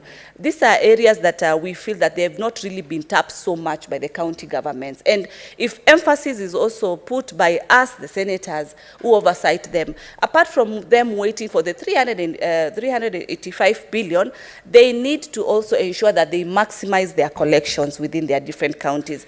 As a committee, we also note delay of projects that have started, Madam Speaker, and projects that are stalled, or projects that are in place as infrastructure, but they are not operational, Madam Speaker, because the equipment that are supposed to be in these institutions, case example, some of them are like hospitals. In Nairobi, you find that NMS did put hospitals, but they're not functioning because the other facilities, the other equipment that are needed to be in that infrastructure are not in place, Madam Speaker. So the disbursement of the funds, the whole ideology of funds at the county governments is very, very key at all the time in this House. Madam Speaker, having considered this cash disbursement schedule, the committee has also made a few recommendations, Madam Speaker, and one of them is that the Senate approves that the county governments, that is the equitable share cash disbursement schedule, for financial year be tabled, which is what we are on right now. And also the disbursement of the funds to the counties, the National Treasury should adhere to the approved cash disbursement and adhere to Article 219. Yes, I want to applaud National Treasury. Last week, they were on time and were able to disburse the funds on time. We will ask them, Madam Speaker, that they ensure that it was not just the final figures that they've issued for the last financial year, this 2023-2022, but to have the same kickstart for financial year 23-24 and to progress on the same, because we are very optimistic as a finance committee. We are always meeting with the finance minister, and they are very optimistic in terms of their tax collection, revenue collection. They are looking at even surpassing, because right now they've shared that they are at past 95%. So they are looking at even surpassing that. So if that is going then to be surpassed, we expect that counties will be able to receive their funding, their monies on time, so as to be able to execute all their plans, all their projects, all their budgets. But for emphasis, Madam Speaker, so much is whereby we've seen the issue of pending bills. Issue of pending bills that has been brought about by the narrative of no funds, the Treasury has not been able to disburse funds, but that is why that the governors should note that the reason that this schedule is in place, and equally to the senators of all the counties, that the reason they need to inform and share these schedules is because the county assemblies and the governors, they need to plan with the funds that they are going to be able to receive, or they are going to project to be able to collect. But they cannot keep on having the pending bills in place. Then planning was a problem. Planning was not well put. Yet these schedules are public. For them to be able to see, to be able to plan well. We need to get out of the pending bills issue, Madam Speaker. Because if as a committee, if as a House, we have been able to share and indicated that this is what is in place, Madam Speaker, there's no way, you know very well, your salary is amount X. And Madam Speaker, you want to spend X squared. It can't work out. You need to be able to plan with the X figure that you know is within your mandate. So this issue of pending bills is something that as a committee, Madam Speaker, just to state that we are asking, and we are going to set an example with the county government of Kisii, that we are going to receive all the amount of pending bills. We are even going to have an open forum and get to talk to the service providers who for years they have not been paid. And as we speak, Madam Speaker, right now, and I've stated that the Treasury has dispersed the final funds for. So if we don't put pressure, the governors just share that money in the evening as they go home. We have a job to do. And governors, because of the misery of poor remuneration of our MCS, Madam Speaker, they take advantage of them. So our MCS are not able to oversight them strongly. we need to give them the proper backup. Having said that, may I inform the people of Kakamega that we are very lucky that this year the governor is going to spend 17 billion 370 million 287,053 shillings. He has no excuse. We expect the governor of Kakamega to hit the road running, to ensure that stalled projects, Mumiasi Hospital, Butere Hospital, Nambacha Market, Malinya Market, Khaega Market, Shiamahubu Hospital, they should be completed quickly together with the Bohongo Stadium, because the money is there in billions of shillings. Madam Speaker, this applies across the board, and therefore we have every reason to insist that they perform. Finally, but not least, I, at the risk of anticipating debate, my vice chair is not here. There's a bill I have seen which has come through the National Assembly. It's looking for our concurrence. Colleagues, it is trying to shift public debt from being benchmarked on debt ceiling to anchoring so that the debt is a percentage of the GDP, which is the modern way of doing things. But why it is worrying me, colleagues, is that I've seen a clause there which has now been approved if we agree. They are saying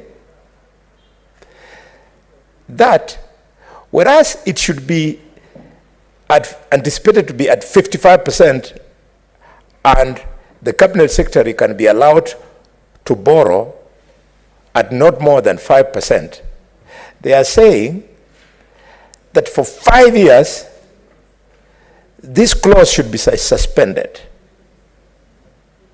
So if you pass a law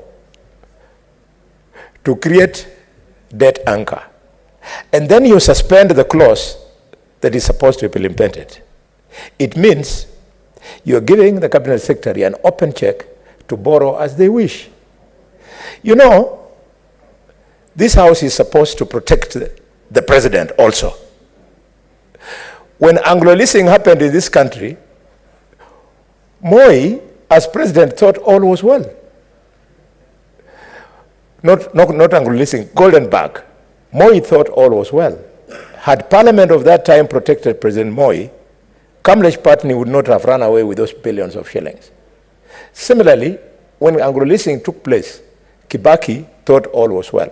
So as President Ruto works very hard, we must, as Parliament, remind him that some of the decisions being made by the Treasury, we got to be cautious.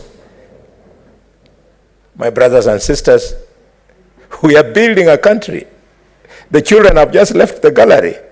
So if we don't grow the economy so that those children are better off, it means all of them will just find themselves in the streets, jobless, the way today we have 4 million children on the streets, and yet they are holders of degrees, diplomas, and certificates because our economy is not growing. Thank you so much. I second the motion.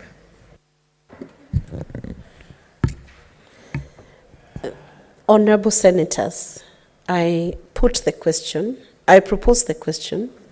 that the Senate adopts the reports of the Standing Committee on Finance and Budget on the county government's equitable share cash disbursement schedule for financial year 2023-2024, laid on the table of the Senate on Thursday, 27 July 2023, and that pursuant to Section 17(7) of the Public Finance Management Act and Standing Order 189.3, the Senate approves the county government's equitable share cash disbursement schedule for financial year 2023-2024. Senator Sigei Wakili.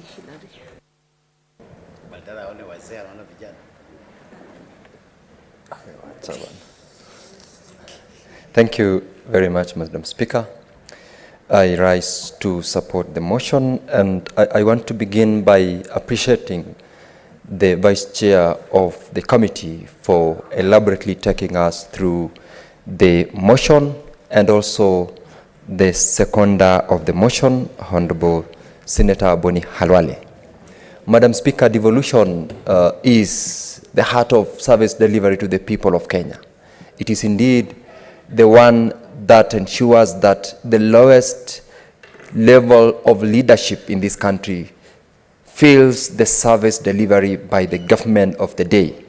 We can only then support that devolution by making sure that resources are availed to the county governments. This disbursement schedule, Madam Speaker, ensures that the resources which have been shared by all the county governments indeed are disbursed for their utilization. And I would like to support the disbursement schedule that has been shared.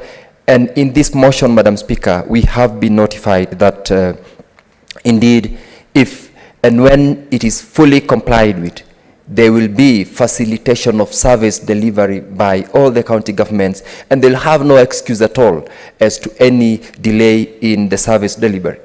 Madam Speaker, county governments are able to execute on their mandates when funds are made available. These funds can only be available when this schedule has been adopted and the national government ensures that the same is fully complied for the period that it is aimed at.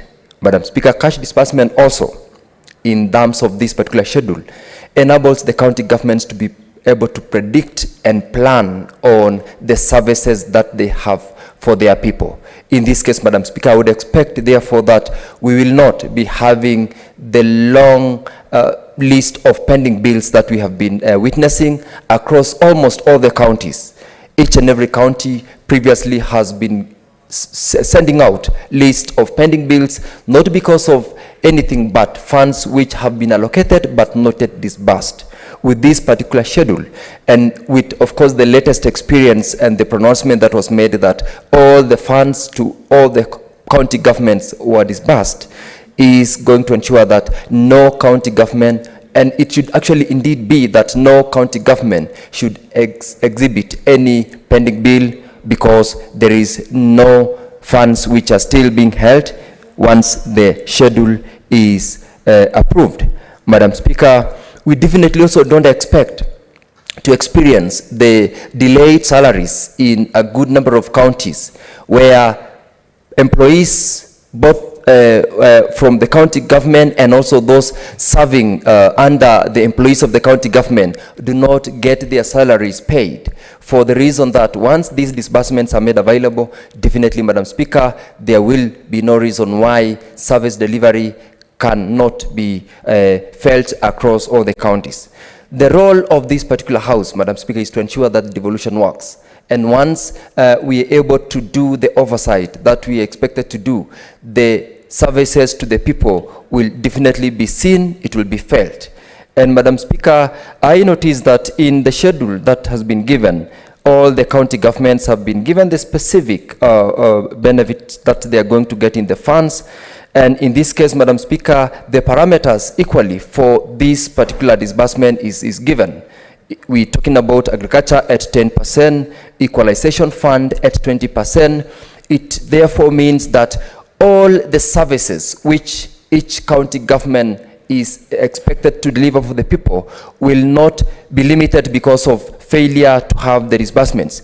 In this case, Madam Speaker, the county government that I represent, the county government of Bomet, has got an allocation of 6.9 billion for the financial year 2023-2024, with disbursements scattered for the months beginning July 593, August 558, September 593, that is in millions, Madam Speaker, 558, 593, and 558, that is for the month of December. We definitely, therefore, Madam Speaker, expect, as the Honorable Senator Boni Halwale said, there will be no excuse, and there should be no excuse by any other governor or any county government for their failure to deliver to the people on the services which have already been given the funds. In this case, Madam Speaker, the entire county government, therefore, machinery should be able to run and roll out the services to their people. And we call upon also the members of county assemblies, who in this case are the first port of call for purposes of ensuring that services to the people are delivered. This is an opportunity for them to ensure that the executive and the county government do not raise any excuses to their inability to ensure that roads are done. Hospitals are also supplied with medicine and any other service that is devolved, particularly in every other sector, should be able to be delivered to the people of the country. And Madam Speaker, as I conclude, I would like to appreciate the committee for their immediate submission of this motion, because having passed the CARA, this is the opportunity then for the county governments to ensure that they receive the disbursements in their accounts for the services to the people of our respective counties. I, therefore, Madam Speaker, support, as I thank you for the opportunity. Senator Richard Momoima Onyonka.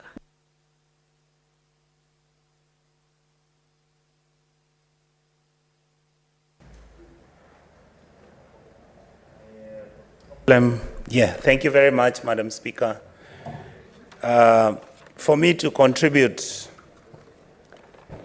on this very important issue, Mr. Speaker, the first thing I want to do is actually thank my chair, Honorable Roba, and thank my vice chair, Madam Thabita, who have been two individuals who have been extremely hardworking, and they have really tried to summon us when we are late. They have always consulted us. They have always talked and given us told us about the responsibility we've been holding. Madam Speaker, as I'm contributing to the issue of the disbursement schedule that is being done by the Budget Committee where I sit, and honestly, the way the Vice Chair spoke, the truth is that we've really been burning the midnight oil to make sure that these reports are completed on time so that we can try and present our schedule so that then devolution doesn't collapse.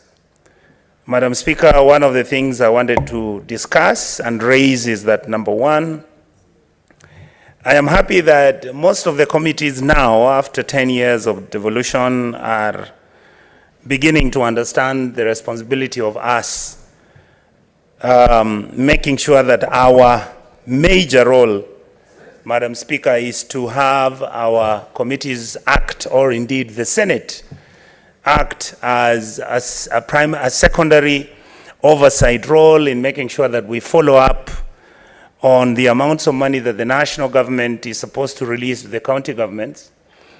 And then we are supposed to again follow up to the primary oversight authority, and that is the county assembly, to make sure that any resources they get are used and channeled directly to the county governments that we represent. My major responsibility, Mr. Speaker, has been to follow up, to do my job, accept what my mandate is and my responsibility. That mandate is to act as the oversight officer, make sure follow up on the detailing, which I believe the Kenyan public is listening, and that is how is this money released, where does it go, and how it's spent. To a large extent, Mr. Speaker, what normally happens is that there is confusion which is created deliberately, and I think we have had some of our colleagues here mention that it is very common and very obvious when you see some governors talking and saying how money has not been released by the government, and in fact, the government is the one which is not paying salaries. And Mr. Speaker, I've been telling my colleagues in the opposition where we belong that at some point, when a government in office, and even when the opposition party participates in doing something that is appreciated, we should give them credit. I actually would like to officially give credit to the KK government because of the fact that for the first time, all the money that is supposed to go to the county government has been released. That is what we would want to encourage the government to do, because this money being released is not supposed to be done as a punishment. It is supposed to be done because, one, it is constitutional. Number two, that the government, the national government's responsibility, and indeed for this case, the KK government's responsibility is to make sure that our money is released and it's taken to the county governments where it's supposed to mitigate the issues which are affecting our people.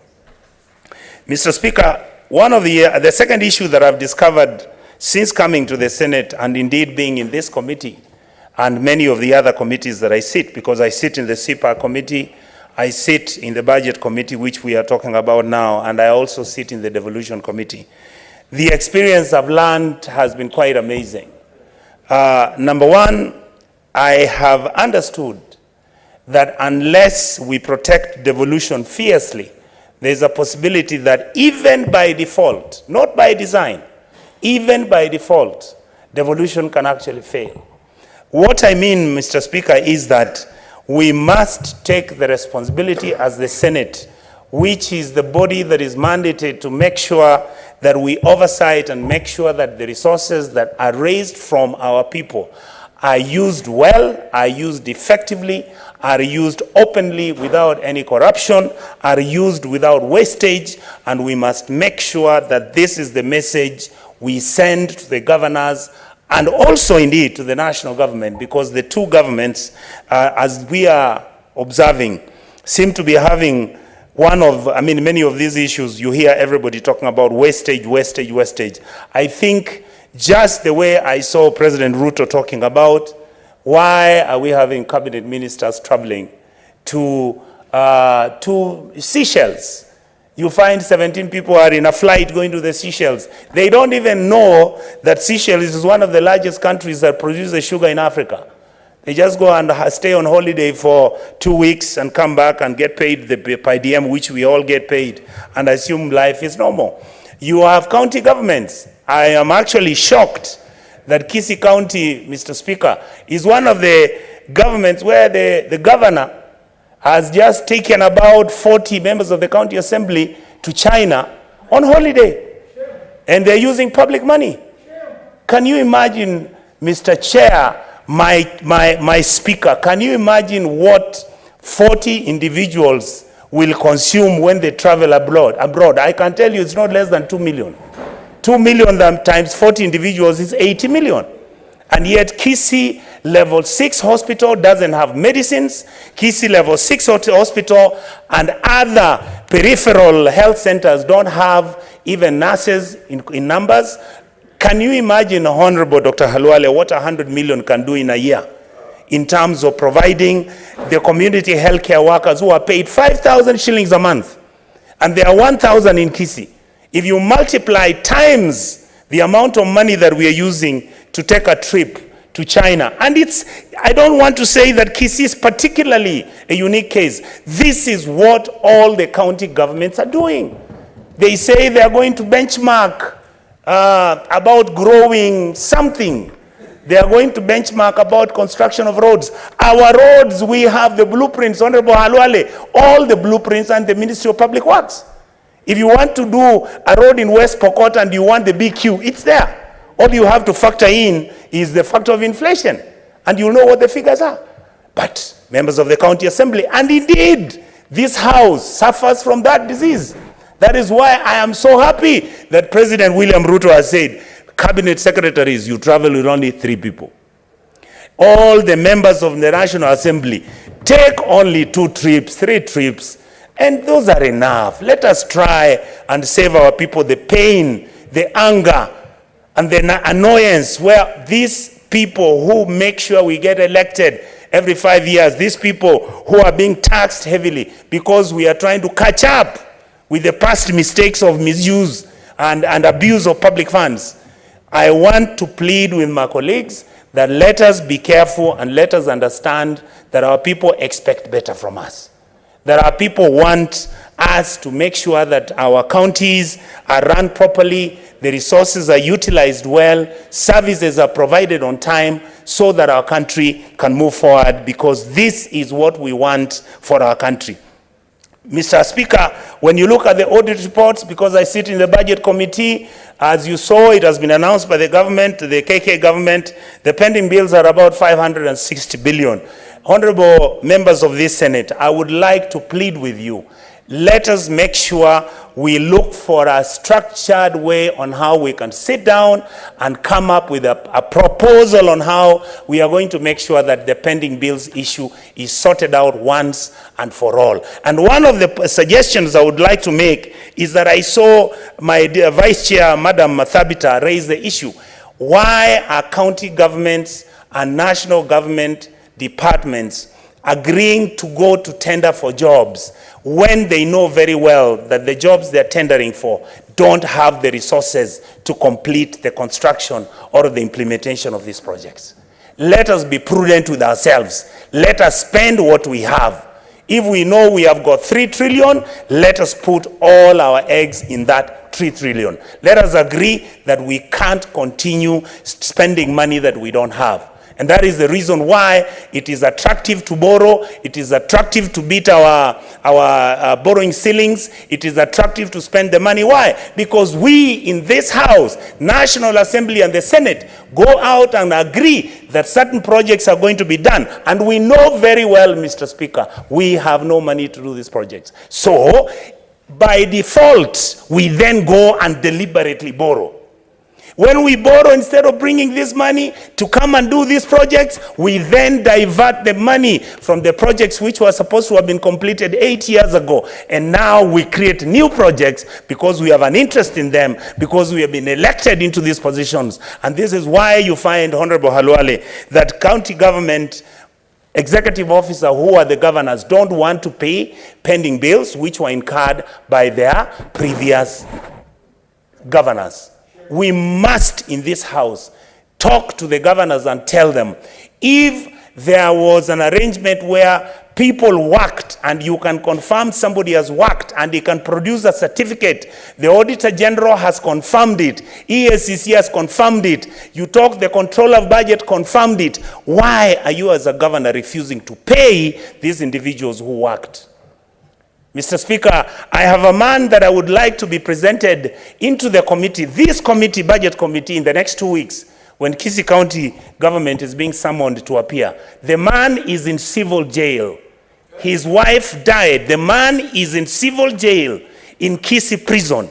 His wife died. Why? Because the man had borrowed 7 billion shillings 8 years ago, and he lost the money because the tender was for 16 million. The man is committed to civil jail, and the county government has refused to pay him. So how do you expect me as the Senator of Kisii County to look at it? It is an injustice, it is unfair. Yes, we know there were cartels that came out and they did projects, which some of them were ghost projects, but they're genuine Kenyans who have done works. They can produce certificates from same officers in the county government saying you completed your work. Please come and collect your check. And the money was paid to somebody else.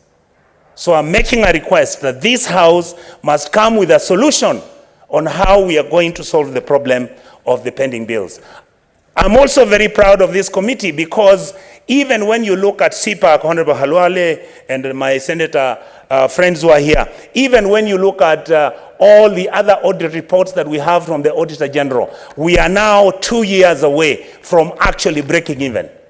I believe that by 2024, we would have been able to audit all the reports which were being presented from the county governments, which means we will not be morticians anymore, my colleagues. We will now be able to audit, to oversight state and county resources on a yearly basis because we would have gotten the reports on our tables.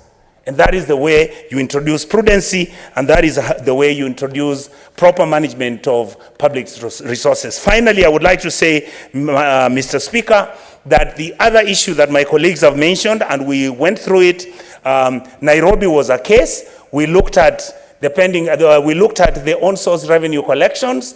By the time Honorable Sakaja came to become the governor of Nairobi, Nairobi was collecting close to 1.6 billion shillings a month.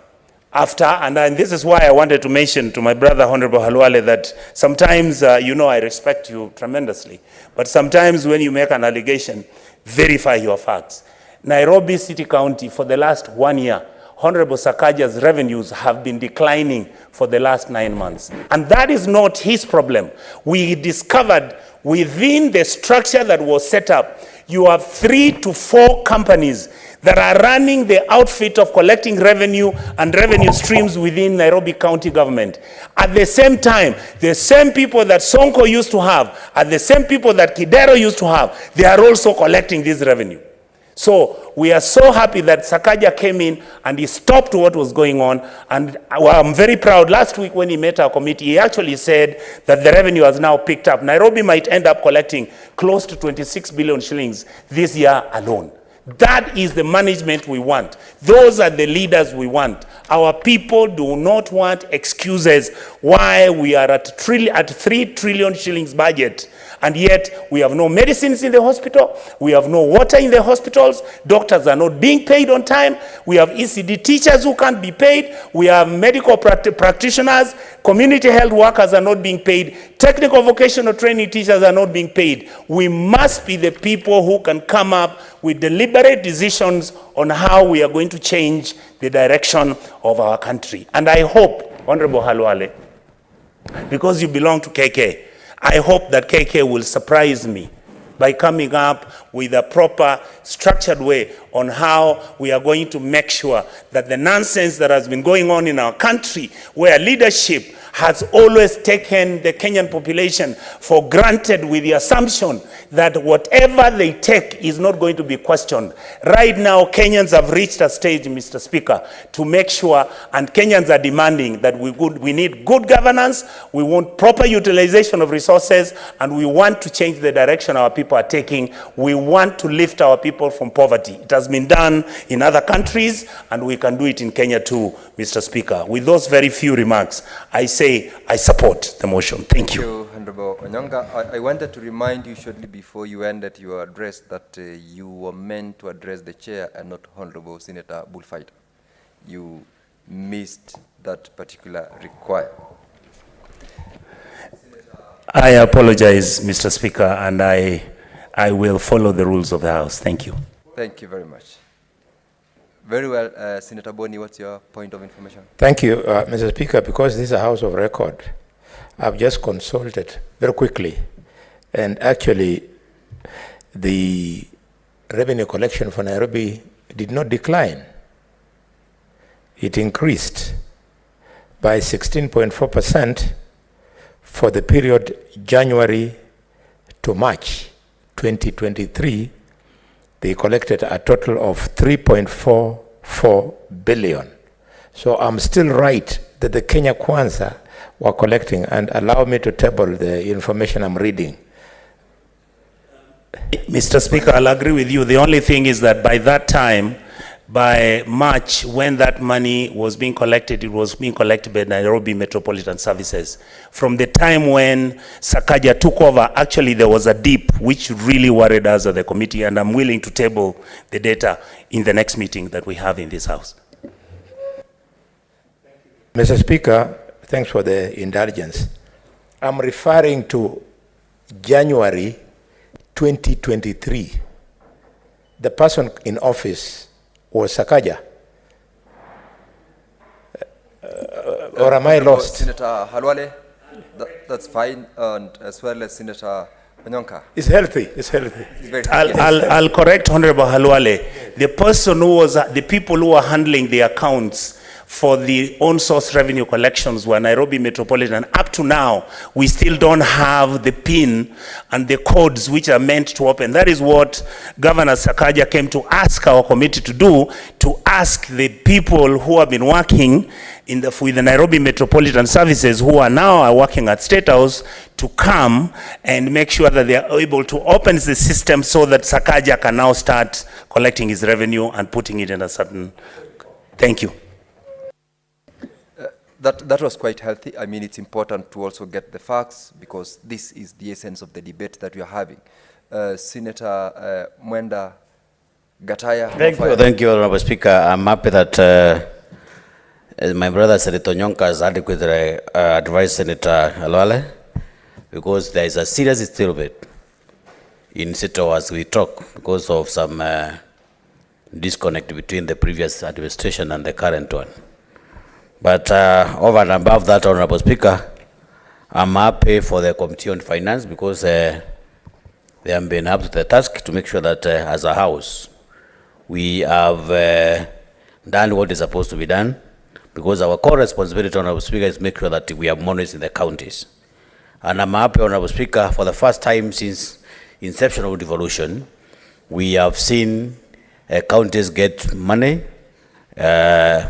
I can make reference to the fact that as we close the last financial year, Honorable Speaker, the national government closed that financial year with zero balance to all our counties across the board. I think this is a very big plus, and allow me, Honorable Speaker, to go on record to thank the current administration for leading to the true spirit of devolution by dispatching all the money to the counties, because under this arrangement, Honorable Speaker, we are now going to see that our people get services across the board. We are going to see contractors paid. We are going to see revival of stone projects. We are going to see many salaries paid because we have had a lot of issues with salaries, Honorable Speaker, as you can remember, because we have had very many departments which have gone for months without salaries.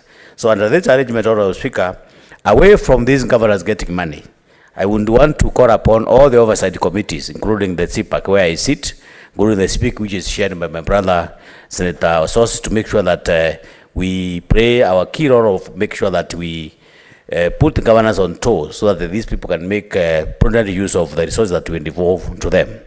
We have a lot of issues, Honorable Speaker, where people have taken counties as their personal property. So in this arrangement, Honorable Speaker, as a Senate, we are supposed to be so vigilant because in quite a number of issues, Honorable Speaker, you find that money has been used 2 years down the line, 3 years down the line, and we are not even able to make some follow-up.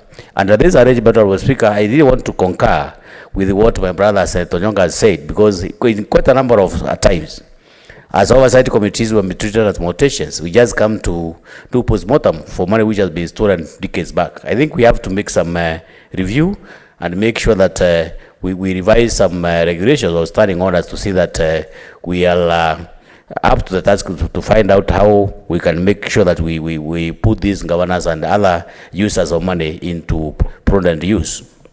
Honorable Speaker, if we continue with this kind of a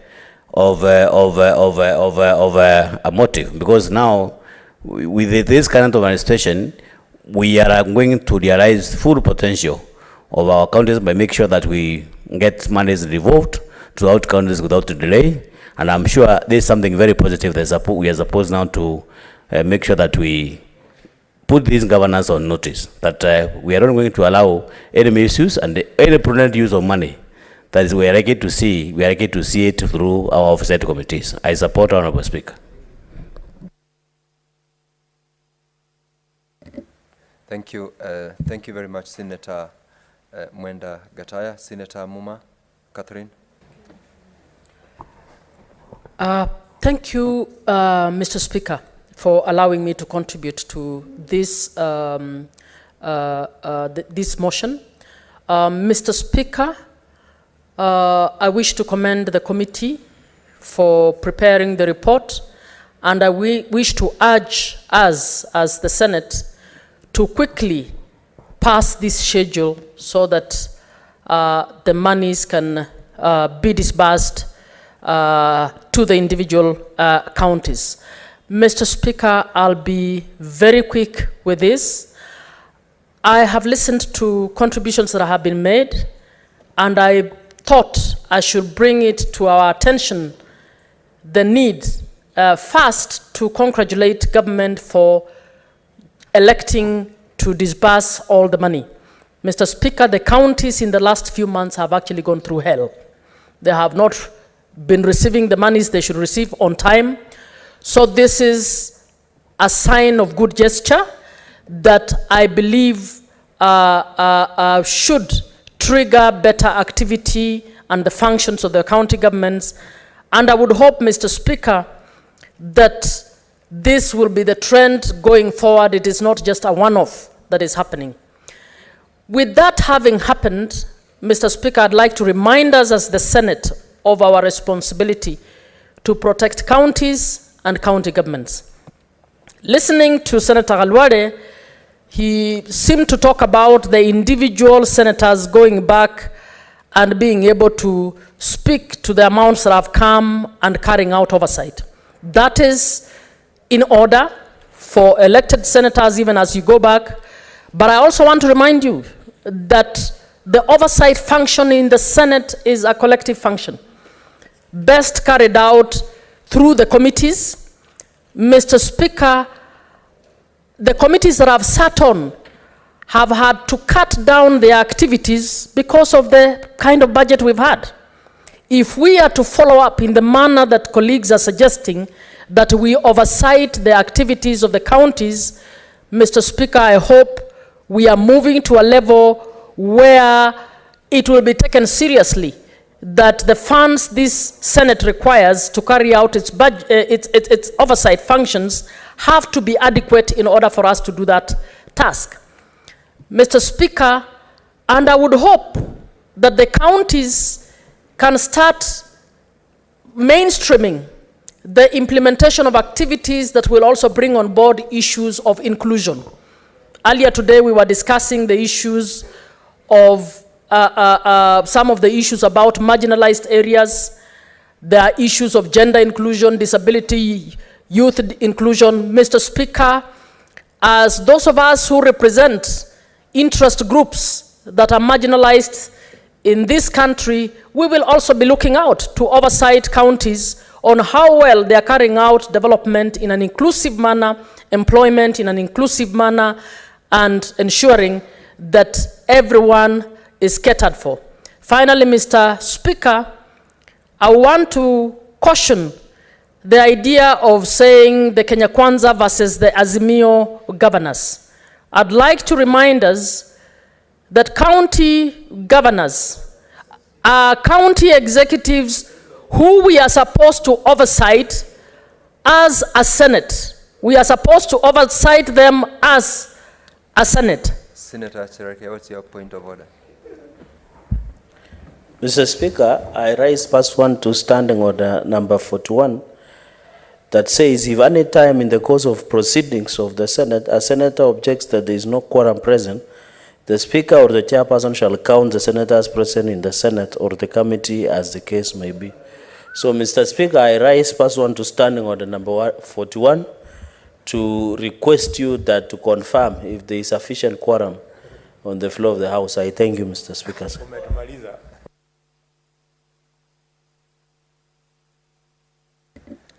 Sergeant at Arms, could you please ring the quorum bell for 5 minutes?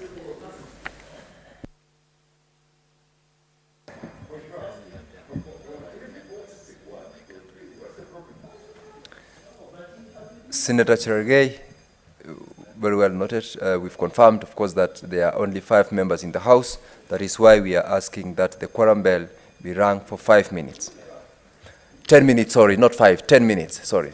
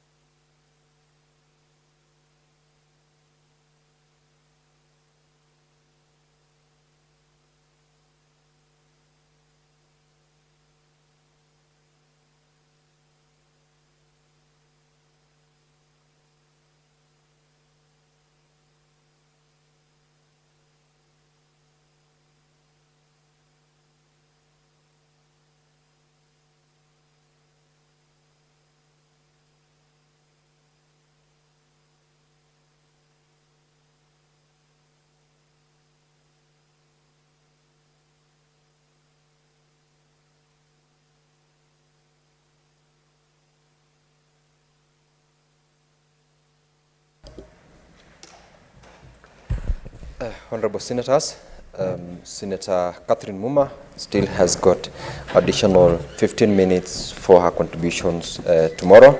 Having failed to attain quorum at the expiry of 10 minutes, the House stands adjourned pursuant to Standing Order 41-2A until tomorrow, Thursday, 3rd of August 2023 at 2:30 p.m.